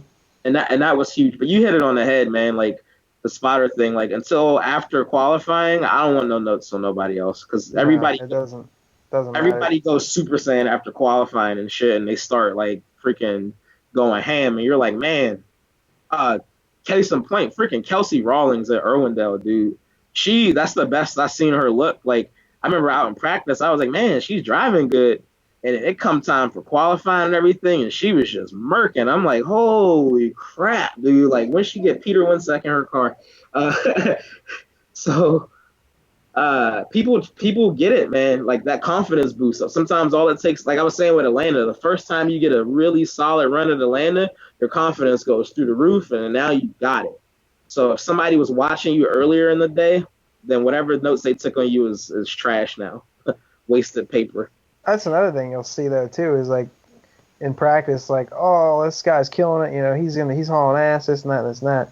Then he gets to qualifying, and it's like, is this dude even driving before? Like, yeah. You see that a bunch too. Like once it gets to like when it counts, people kind of tend to fall apart. Yeah. So it can go both ways. I mean, you'll have people that are like, he's okay. And then, like, you get under pressure and comp, and it's like, where the hell did this dude come from? So, it definitely goes both ways for sure. But my guy Rob Carlson does that. Like, I'm not talking trash. He's cool. Man, Rob looks good some runs, and then he gets up in these, like, sometimes these tough scenarios, and he has a big correction. I'm like, no, what happened? You're doing so good. And I'm like, oh. He definitely goes from one extreme to the next sometimes. Yeah. The next thing too is I don't know how to word this one.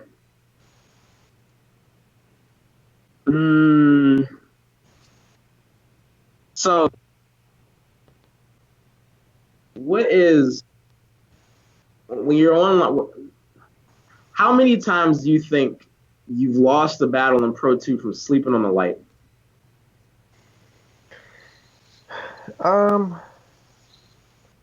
Do you see it a lot in other people? Yeah, I have. I've done it. The only time I could really say I did that probably was against Trenton Beecham and Irwindale. Yeah. I kind of did that. I'm usually pretty good at getting off the light. I mean, there's a lot of times I've lost the battle because of the run up and not having nitrous and the car not taking off. Yeah. But yeah, I mean, I definitely know what you're saying. Like, you'll see that happen a lot where like dudes like won't jump and they'll just sit there, and then somebody just like rocket ships. Yeah. And they actually flagged me in Texas, and so I jumped the light. I was like, that's bullshit. I didn't jump the light. Yeah. But yeah, I know what you mean. Like, I've definitely seen dudes like just sit there, and then it's like, is this even a tandem battle? Because like they're like down the straightaway and gone before the other guys even. I feel like if you're the chase driver and you're out of the top 16 in Pro 2, you should be jumping the light every time. Yeah. I feel like probably 40% of battles are lost from people not jumping the light. Because as long as you can make it to corner entry, like you were talking about your turbo being a little laggy or the car not coming in as hard as you want it, as long as you can get to that corner entry at the same time as them, you have a shot. But trying to play catch up, it doesn't work. Yeah. There's not that big of a speed, even though it looks like it visually sometimes. Like, I've timed people. AJ Muss, Adam LZ, Alec Robbins, and I think one other car were the only ones that showed some good speed. Like, really, like, certain areas they were really had some forward bite. Everyone else was like, you could they were it was only small speed differences, really. Like, everybody was pretty close that was competitive anyway, for the most part. So I see a lot of people 2 cars back on entry. By the end of the run, you still 2 cars, and if you did gain, sacrifice really hard. They talk about that at drivers meeting, like sacrifice. You sacrifice something really hard to make up that ground. So I just feel like that's another thing people don't. They're scared to do it. Like I don't want to jump and jam myself up on an entry. Like, dude, you'll be fine. Jump it like, just jump it like do a half car jump.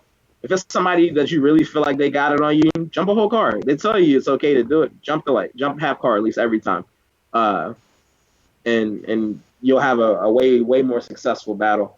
All the time, man. I think Donati probably lost in Orlando to Rome Charpentier because he didn't jump the light, and then actually it was against you in practice at Atlanta. Because I know you as one of the more consistent drivers. So if I want someone to test something, I'm like, oh, go against Troy. So I told him to practice jumping the light against you. So he jumped you in practice at Atlanta and pretty much initiated on your door like a Pro 1-1. And you kind of stalled out a little bit on the entry, and then he caught it, and everything was fine. And he was like, man, that wasn't that sketchy. Like, he entered fast. I think you over-rotated just a little bit, so you kind of had to wait for it. And then he transitioned right behind you, and everything was perfect. And I was like, see, it's not that bad. And he was like, oh, yeah, I'm going to keep doing that. And Atlanta does help because it's downhill. So yeah. I didn't have that much of an issue there. And you had like such a long run up, you can kind of like, go back and forth a little bit. Like Florida for me, that's why I lost to Rome. Like he rocket shipped out of the gate, and I was just like, well, he's gone. And his car was fast too. I forgot Rome. Yeah, Rome's car was fast. He did it to Jeff. Jeff's car was decently quick, and Rome fucking just, I'm out of here. You're like, crap. I even like tried jumping against him, if I remember correctly, and like he just kind of took off on me, Yeah. But I feel like the nitrous will definitely help on those short run ups like that. Yeah, for sure. So. Yeah, and the problem is too, it's like either I add nitrous to it and I know I get it done, or I play this turbo game. You talk to a million different people and, oh, run this manifold and this turbo combination and this exhaust housing and it worked for me. Oh, run this thing and it works for me. And then you do all that, spend $4,000 on a manifold turbo combination and your shit's still laggy. Like, God damn it. Like, I'm just going to just spray a 70. Like, I didn't want to do a fogger setup. I'm like, I'm not roaching a cylinder out over this nitrous bullshit. I'm like, that's what I told my car owner. I'm like, let's just do this, do it right. It's not that expensive. Yep. Like, spray like a 75 shot. You don't even have to spray it at full throttle. Like, we're going to spray it to probably like 15 pounds of boost. Yep. And like, it's not really that hard on the motor if you're not spraying it like wide open throttle full boost. Like, hardly use any nitrous at all, and it'll make the car so much more drivable. Even then, it's not hard on the motor, even when you're spraying it up into the boost and stuff like that. Like, it's because the thing is, our peak power and the cylinder pressures and everything that we run in Pro 2 isn't in a grand scheme of things, isn't that crazy of an engine build. Like, most of the engines are overbuilt. For sure. What they're doing anyway. So like the cylinder, we're not at like 12-to-1 compression ratio or nothing like that on 50 pounds or nothing like that. If you 25, 30 pounds and you spraying 75 through the whole RPM range, it doesn't even matter. Like that 2J is not even working hard, That's why I wanted to do a direct port setup too. Like that way, if we do want to use it as a power adder, we can do it. Like the fogger setups, I'm not that big of a fan of that. So just went with a full direct port setup. That way, mid-season we're like, hey, we need a touch more. Like, just put different nozzles in it, crank it up, whatever. That way it's there and accessible. You don't really have to change much. So. Do you guys think launch control is ever going to be a thing? No. The cars don't have enough rear grip on the launch to need it. Because, like, if you can already you pretty much feather them off the line. Like, you can't pound off the line. If you spin first and second gear too hard, you're getting left. Yeah. So. Well, that was the only reason I would think, since it's so easy to spin off the line as it is, I wouldn't know if, like, launch control would be any useful, but I guess, yeah, if you're not making enough grip in the rear, I guess it's kind of pointless. Well, I mean, like Forsberg's cars and stuff, I mean, they don't have launch control, but like there's Hollingers and with the Motec setups, like they never lift. Like they don't clutch, they don't lift, they don't nothing. Like they clutch off a line, put it to the floor, and it's just like crank the shifter when you need to shift. Like there's no letting off the gas, no clutch, no nothing. Just shift up through the gears till they're in whatever gear they want and initiate. So that would be convenient. Same for us. We have an Albin's transmission, which is a competitor to Hollinger, and like Brendan was showboating at LS Fest, and he could leave off the line at 1,000 horsepower and just flat shit. And he was at LS Fest. He was in fifth gear initiating into the bank, and he could just flat shit, pop, pop, pop, pop, pop, pop, every gear, rolling the tires off. And I'm like, that's just stupid. Yeah. Like, oh my god, like you just literally could be the most abusive person ever on your drive line. Like, just don't care. I'm like, man, I guess that's what happens when you sell your soul. But I don't have none of that fancy sequential nonsense, but yeah, it's cool. I honestly, once again, we go back to us being little tykes, transitioning into becoming big tykes in Pro 2. I don't think I will get a sequential first season. I don't think the sequential is needed until Pro 1, for real. I'd just be 4-speed, Andrews, G-Force, you know, and call it good, because he only using 2 gears most of the time anyway. Like, Garrett's got the sequential. He's drifting in either 4th or 5th. Like, you're shifting once. Like, yeah. Right. He has the same Sonos, right? yeah, he got one of the early ones where it was cost effective to do it, right? Because the Samsung was only, I think he was somewhere around maybe 10 or 11 into his setup, and then like to Yeah. get the G-force on his car would have been like 8 all said and done. And it was like, all right, it's a $3,000 difference. It's a 6-speed, and then with that, the money that saved us, we didn't have to do a quick change, because with the only thing with the 4-speed is you kind of almost want the quick change so that way you can get the gear ratios in the sweet spot. But with the Samsung as being close ratio 6-speed, I need a little bit more wheel speed, bop. I need a little bit less wheel speed, bop, down the gear, and it's always happy. You just don't have to worry about it. Like, even I think Ryan, his FRS for a while was stock diff with the Hollinger. Yeah, I think they ran like a S14 R200 or something like that for a little while. Yeah, and then pretty much essentially, I guess you could say Frederick Osbo's doing the same thing. They got a bunch of different super diff ratios. So because they're 4-speed, they're changing ratio all the time for each track, but they're not doing it with a quick change. They're just swapping the whole pumpkin out. Papadakis changes transmission gears a lot too. Yep. They switch to actual fourth, because they always get everybody pretty much gears for fourth because it's direct drive. So they'll actually just switch a gear in the transmission too. Yep. But yeah, so that's another thing. Like, you go the sequential route if it's cheap enough, and if you got a rear end in the back that can hold without going quick change, dope. Because the day you break a quick change, man, like, I'm jumping off a cliff. They're pretty strong. Especially in Pro. But I'm just like, man, the day something happens to this effort, bro, like, that's the biggest setback ever. Like, so much money. Garrett's car is just Skyline R32 GTR diff. I think Hurst and Alec are both still 350Z or G diff with stock axles and stuff. So, like, if you blow one of those things up, it's kind of like, all right, let me get on freaking car-part.com and get 2 more of these things and call it good. Yeah, for sure. Yeah. I'm all for the budget car for the first couple seasons. I think people who try to come in with front and rear wise fab, sequential, quick change, and then twin turbo LS the first season, it's like too much. Yeah, for sure. But to each his own. Some people had the funding to test. If you got the funding to test all that stuff and get it all like dialed in right, like, more power to you. Exactly. Yep. To each his own. All right. Last question from me. What is your? It's only been an hour and a half. It's only an hour and a half. You're gonna cut half this crap out because I've been digging up my nose and stuff. No, that's the point. Is like doing this. Is we're just gonna just post it all. Yeah. So, what is your crowning moment in your whole drifter career? What's the moment you're most proud of?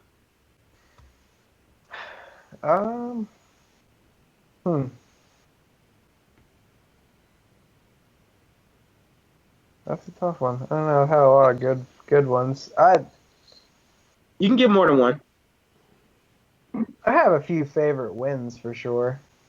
First time I ever won an event. I guess this is a good Pro Am Pro 2 kind of piece of advice. I went to Hyperfest at Summit Point, West Virginia. I don't know if you ever went to that event, but there was like a crazy. That's my favorite event that doesn't exist at my favorite track anymore. Yeah, dude, that Summit Maine. Talk about a track FD should go to, no doubt. Yeah. Like, they should go to Summit Maine. But anyways, once I give you my Summit Maine experience, and I'll shut the fuck up and let you finish. So I drove Summit Maine in an RB20 hatchback, and like I'm not gonna lie, I talk myself up sometimes. And me and my boy Corey, with the Corey, my roommate, we're in this thing, and I'm like, yo, I've always wanted to drive this track. It's like 200 DOD. I'm gonna enter this thing full throttle, right? I'm coming in hot. So I'm taking down Summit Maine for my first time, blasting. And I'm like, rah. I'm in third. Next thing you know, I'm in the top of third. I'm like, yo, we still ain't the entry yet. I didn't realize this was this fast. And I'm like, rah. And I was like, all right, I'm not going to come in full throttle. I lied. I came in like third, like all ginger on the e-brake. Like, oh, my God, this is so crazy. But, yeah, that track definitely, like, that was one of the first moments where, like, I lost my man card that I thought I had. I was like, yeah, I'm going to go flying into this turn because I'm a boss. It's like, go on. But, yeah, so it was 2014. It was the last year they had Hyperfest at Summit Point. And Dan Savage and James Evans showed up in their Pro 1 cars, like supercharged Magnuson V8s, like 800 horsepower or whatever. And that was the engine setup I was talking about, like 370 horsepower, like 420 torque, 1J. And I showed up that weekend. I'm like, I'm just going to go ahead and win this shit. Like, I'm calling it now. Like, nobody has anything for me. I literally slaughtered from the first run and went the whole way to the finals against Evan and, like, blew his doors off with 375 horsepower. Like, smoked them bad. And that track's by no means slow. Like, it's fast. I just, like, never lifted, was, like, on his door, and, like, I let him, and he, like, went off track or something. Like, just smoked him. I was like, yeah, that's how you do that shit, boys. that was one of my favorites. I think I won Street Life Tour that year, too. That was a good one. I won that one Turismo event. It was like $5,000 to win. That was a fun win. But yeah, I've had a lot of I've had a lot of good experiences competing, so it's kind of hard to say one specific, but I haven't had that one in Pro 2 yet, so hopefully this will be that year. Yeah. Yeah. Although a $10,000 check next weekend would be a pretty alright way to start the season as well. Oh yeah, for sure. Especially going against 60-some drivers too. Right. Yeah, and sure. there's good drivers there too, though. You know, that's the thing. Yeah. It's like there's some big names out there, so ain't gonna be an easy one, that's for sure. Yeah, definitely. Yeah. But yeah, I'm glad you brought that up. OG Hyperfest, man. Oh man. Dude, I remember seeing videos of it, and it looked pretty sweet. You know, they don't even show you the debauchery in the videos, man. Oh my God, that place was insane. Like, the party was absolutely, like, the cops could not control it. Like, there was, like, people doing burnouts, like, drunk people, like, throwing shit. Like it was a complete shit show. It was awesome. It was pretty much, man, like, what's that crazy biker event that happens? Like Sturgis or something? Yeah, Sturgis. It was like the Sturgis of drifting, dude. Like, it was this chicks riding around topless on pit bikes with, like, shirts painted on them and stuff.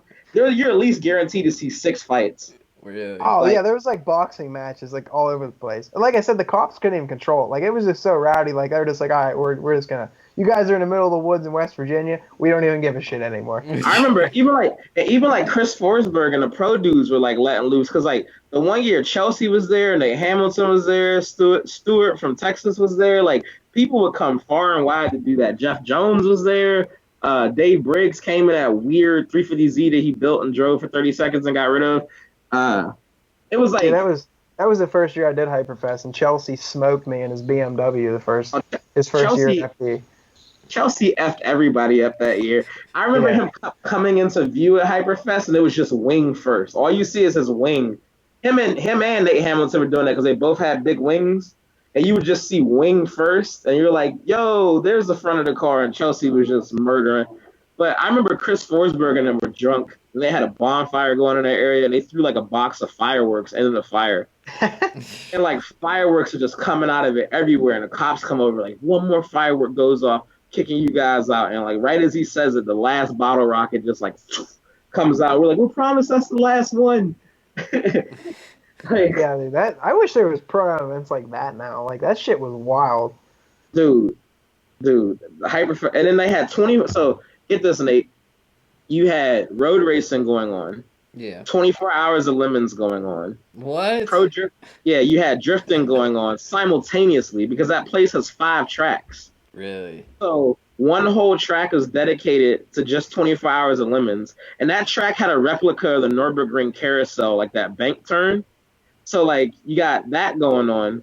You got road racing going on another track, drifting going on. There's like deers running across the track. People hit a couple deers and stuff. Uh, and then there's like 24-hour endurance karting, off-roading. There's like randomly you're walking and there's like Jeeps going through the woods and shit like that on an off-road trail. And I want to say there had to be at least like 15,000 people there. Really? Yeah, I almost went to jail one night over the 24-hour lemons race. so we're like, it was like Friday night. We qualified Friday, and they had like all the entrances blocked off, and that place is like huge. So me and Steve Angerman were heading back to our hotel, and like we couldn't figure out how to get out of the place. So I'm like, well, fuck it, like we'll just go up to the top of the hill and like come out like the main gate on main track. So we go up there, and like there may or may not have been some booze involved in this episode, and I may or may not have been like 17. So we like go out on the track, like come down the hill, and like there's an open gate, and like my window's down, and there's a fucking cop sitting there. I'm like, oh man, this ain't good. This is not good at all.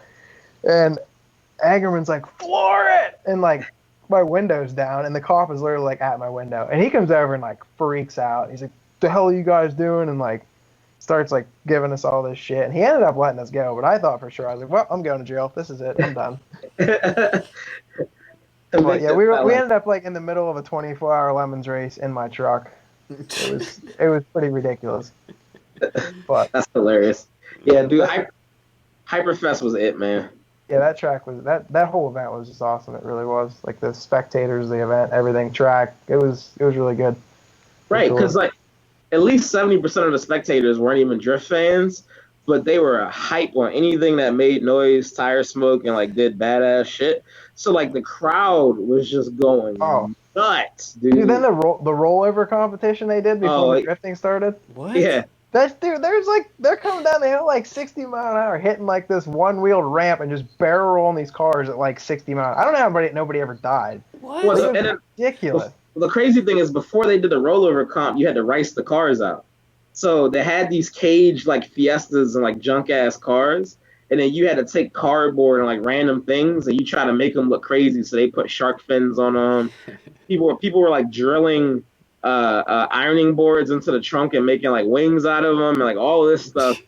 And then they would take that ricey car and take a truck, because they probably didn't even run, and they would just get a running start and push it down a hill, which was the entry into the track. And then he would hit that one-wheel ramp he was talking about, and then the car would go flipping across the infield. All the stuff he taped and glued to it would go flying everywhere.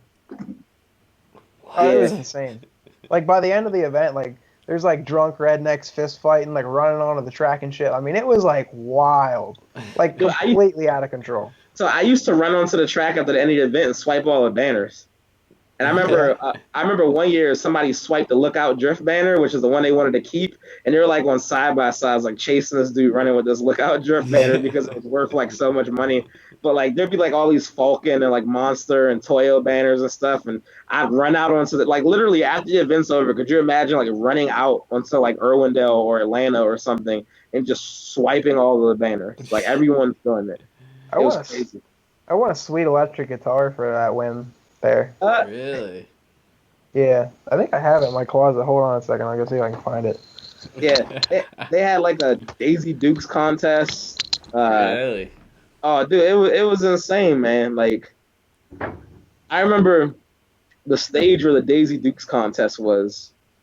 We're drunk as hell, and we're up on top of the stage, like fucking around, and we find all of the bottles of champagne that you're supposed to be doing the celebrations with when you win. Yeah. And we just start giving each other champagne showers on the stage. That's dope. Oh, it's just, dude, that's crazy. That's sweet. Yeah. This is like a PRS, like Dave Navarro edition. Like, it's actually a badass guitar. That's like the sickest trophy I've ever won. That is dude, so that's when you get when you get the man cave that has like on That's definitely going on the wall for sure. That's so Dude, cool. that's insane.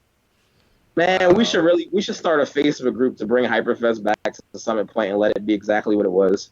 Yeah, I agree. That shit was badass. That's But Can so you cool. imagine?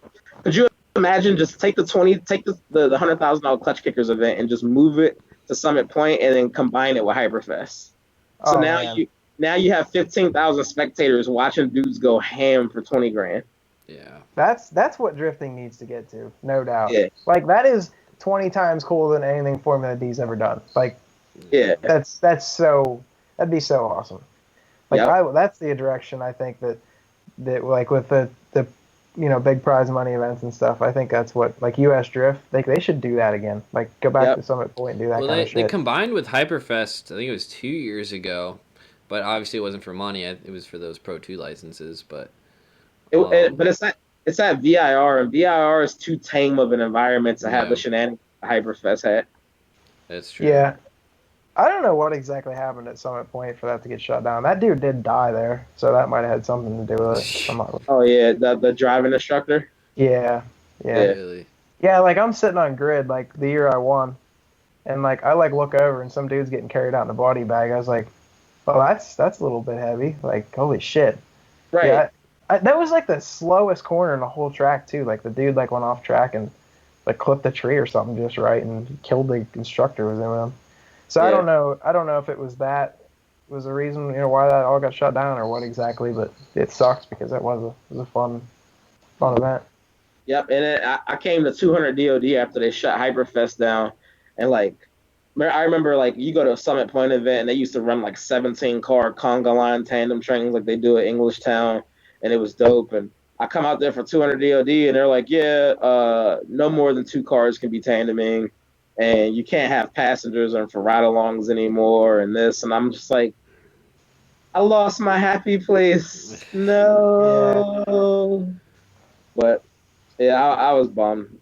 Yeah, that whole like era right there from like 2009 to like 2014 was just like the golden years. I couldn't agree more. Like Street Life tour back then was super wild too. Oh my god! Do you remember that? I don't know if you were at the bar that time. It was 2012. I was like 17, and I got third place. And like, oh, that was another interesting story. But you're gonna get people locked up. All this minor. I'm not gonna say what bar it was, but oh yeah, because I may or may not have used somebody else's ID to get into this place. Like it was like because I got third, Stonebeck won, and Pollard got second. And we were like all out partying. That was an awesome time. What a crazy thing about FD back then in 2010, FD was a reflection of grassroots. So all of those dudes are partying after every round too. So like I remember like Taco Mac in Atlanta was the hangout after you left FD, and like Nas was going hard with Chris Forsberg, and they had like bought the bar at Taco Mac, so it was open bar. And Angerman was with us actually. I think Angerman was like 19. And so like they would come over like, yo, what beers you want? And I get my beer and I like pass it to Angerman. and then I'm like, yo, I'd be like, yo, I killed this. I need another one. And they'd be like, okay, here you go. And then like every night Angerman like, yo, give me another beer. And I'm like, yo, I killed this. I need another one. Pass that one to Angerman. We had to like carry Alex Pfeiffer. We had to carry like Alex Pfeiffer out to like Pat Murnau's truck so you could drive him back to the hotel. And you get back to the hotel and like everybody's in the pool and the pool's closed. Because it's like late at night, everybody's still in the pool. It says no drinking, but the trash can has like beer cans overflowing out of it. The hot tub is like a cesspool of rubber and like man sweat. Like the hot tub is just brown and like there's mad people in it. I'm like, this is hilarious. Yeah, I don't like these kids today like don't understand like what competition drifting used to be. Like that was what made it. It was like, I mean, everybody's just party animals. It was ridiculous. Like, I loved that era. Like, being, like, 17, 18, 19, doing that shit. Like, that was the best. I loved that. Yep. My first East Coast Bash was 2010, and it was just berserk. Yeah, you want to talk about a good FD event to go to party this year. That's English Town's going to be wild, no doubt. Oh, yeah, we're doing Pro Bro Down for sure, too. Oh, yeah, I'm definitely driving that. I wouldn't miss that. That's for sure. because now we're already going to be there. It's like there's no the rig's Yeah. already there, everything's there. Like like it's got to happen. Yeah, I'm excited. I'm really excited for the English Town round. Like, Yeah, me too. that's going to be dope.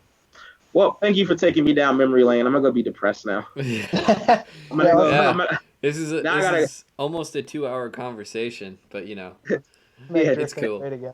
now I gotta go get back. Now I gotta go back on drift car builders and watch people argue about like dumb stuff. And I'm like, you don't even know what the fun is, man. No. Like, yeah, that made me actually feel really old now. I'm like, damn, like, I used to be, like, cool as hell back when I was, like, 16, 17. I'm like, I get like 2 beers in now. And I'm like, all right, it's 9:30. I'm going to sleep. Yeah, I know.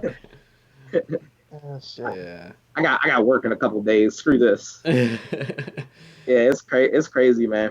But FD's still fun. Pro-Am's still fun. Grassroots still fun. Props to, I think MDU's really getting back in the spirit of stuff. And Edgar's taking that phenomenal directions. I'm excited to see all these street leagues popping up because honestly, I'm looking at the rules for Street League and you're just describing a Street Life Tour in 2009. Yeah. That's a whole bunch of Speaking of SRs. Yeah, like MDU, yeah, like that's like Edgar and Swan ran it back then. Speaking of Edgar's a party animal.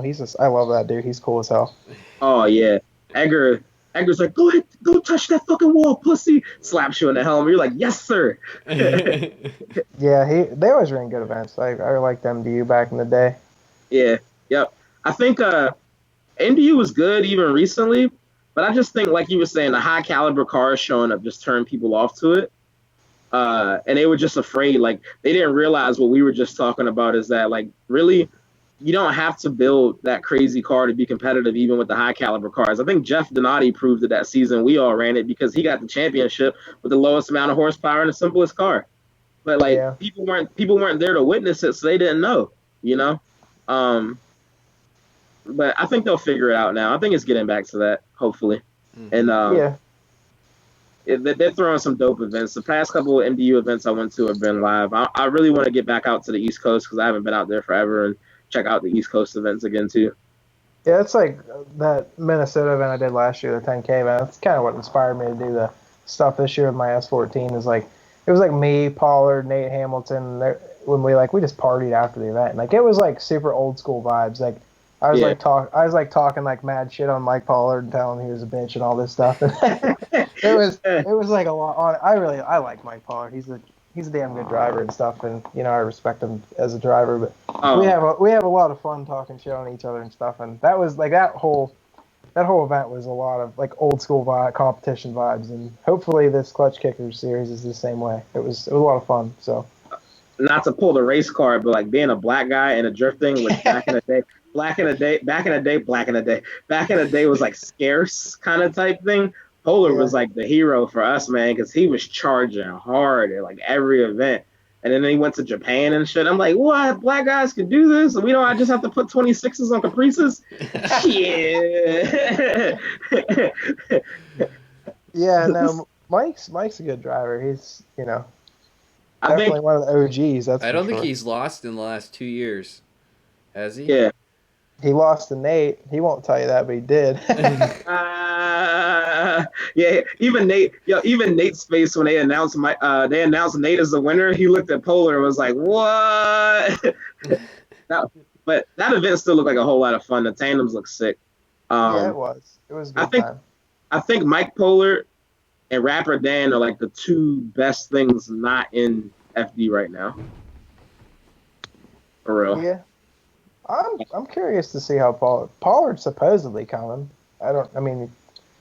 He said he's always got stuff in the works. He's got his hand in 13 cookie jars trying to get shit popping. Like yeah. That's just him.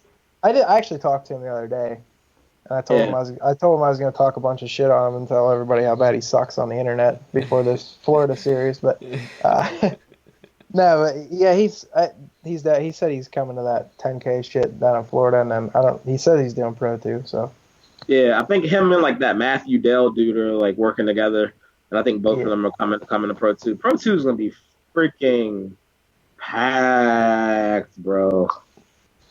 Oh, yeah, it is. Yo, we were laughing at this whole Pro 3 thing, but just you wait.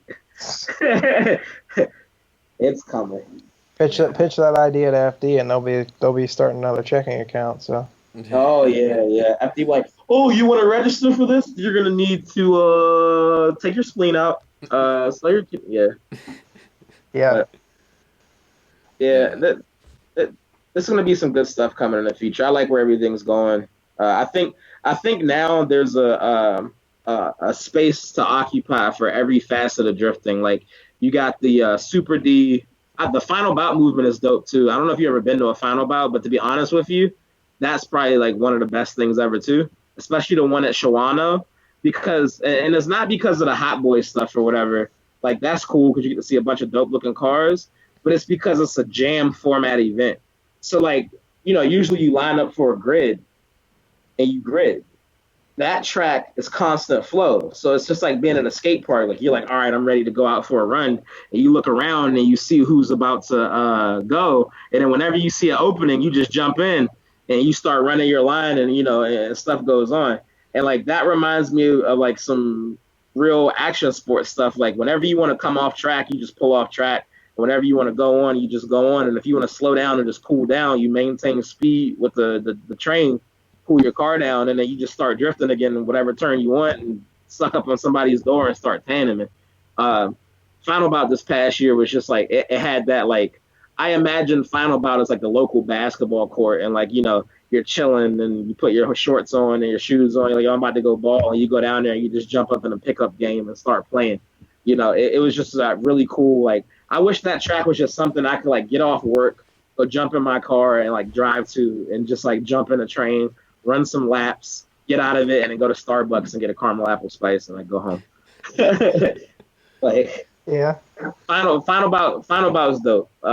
So everybody has a space now. It seemed like there was like this huge divide at first for a couple of years there, and now like you can go off and do that. You can do the Street League, which is like Final Bout mixed with a little bit more competition, and then you can go to Pro-Am, and you can do Pro 2, and like there's all this common space to like occupy and stuff, and like that's what makes me happy. Like you can literally go do an event every weekend now if you wanted to. Yeah, there's definitely a variety, of all kinds of different shit going on now, which is good. Especially in the competition aspect of things, because I feel like for a long time there was like FD or nothing.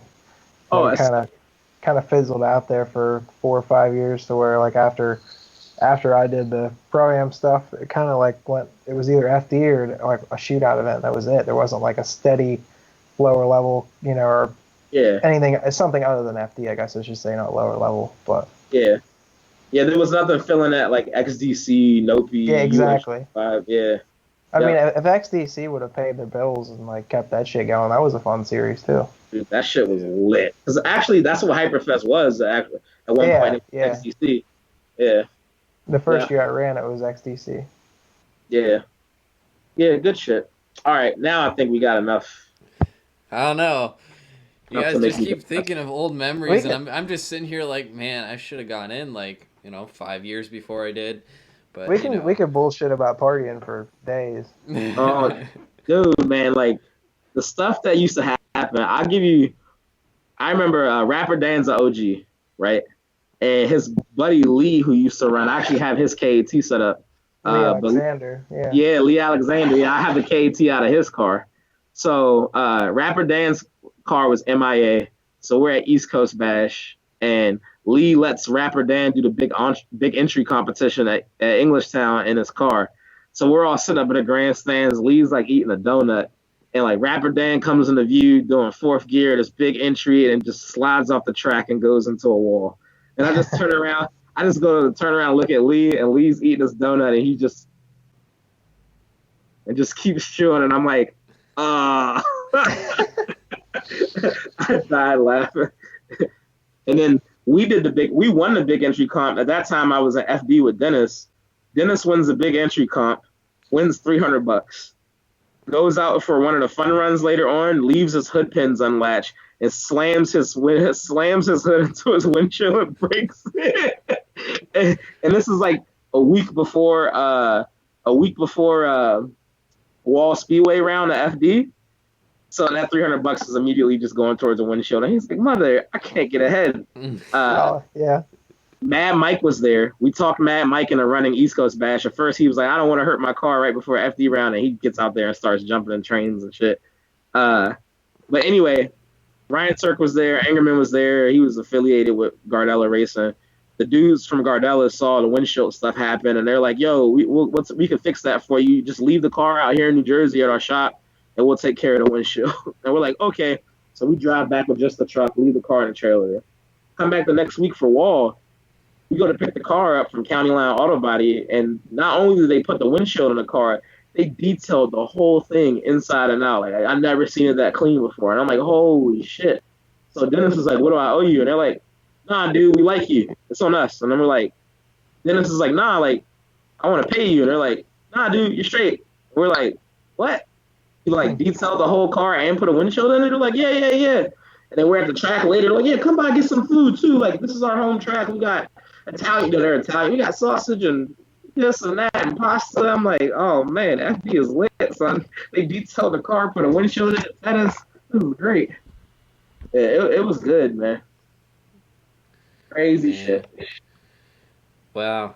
Well, thanks for telling me about all the stuff that I missed out on. But again, thanks a lot, Troy, for coming out and basically using up your entire night to come and talk to us about all kinds of stuff. And hopefully some people watch this and enjoy it and can relive the good old days and maybe teach some new kids about, I don't know, about what it used to be like, and maybe some about how potential to do drifting right, right, about how to party and stuff. Yep. Yep. Pretty Right. much. So, but again, thanks a lot, and thanks a lot, Jelani, for hanging out and helping out. And again, Troy, you want to give them a quick shout out to like where they can find you at, and I guess tell them where they can find you and what events you kind of want to go to or go into. Where to slide in your DMs. Right. It's Troy Manners 109 on Instagram, and just Troy Manners for my Facebook page. We're doing 4 rounds of Pro 2 in the PRL Motorsports BRZ, and then doing the 5 Klutch Kickers events in the S14, and then probably the ND Drift, the 10K Drift Challenge as well. Nice. It's just kind of like a money tour with that car, and then the pro stuff with the BRZ driving for PRL. So far on the PRL car, to give a shout out to everybody that's helping us out. I got Neo Motorsports going to help us out again on brakes and stuff.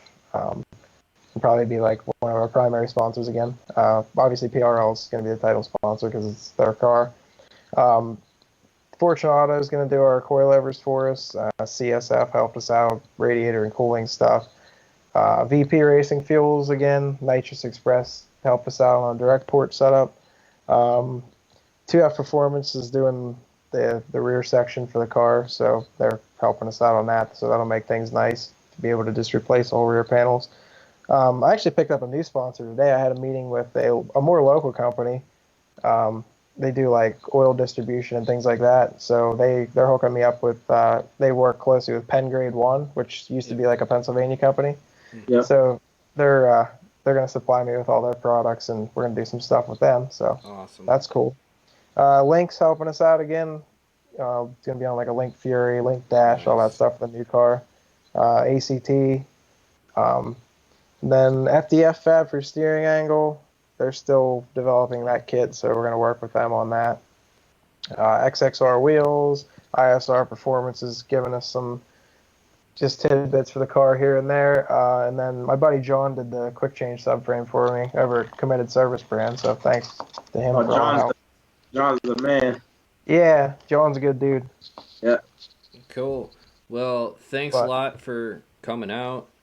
And again, thanks for listening. If you guys have made it this far into the podcast, I commend you. But again, you guys, if you're watching this video, you obviously know it's Daily Driver Media. And we will see you again very soon. Have a good one. Rest in peace, Kobe.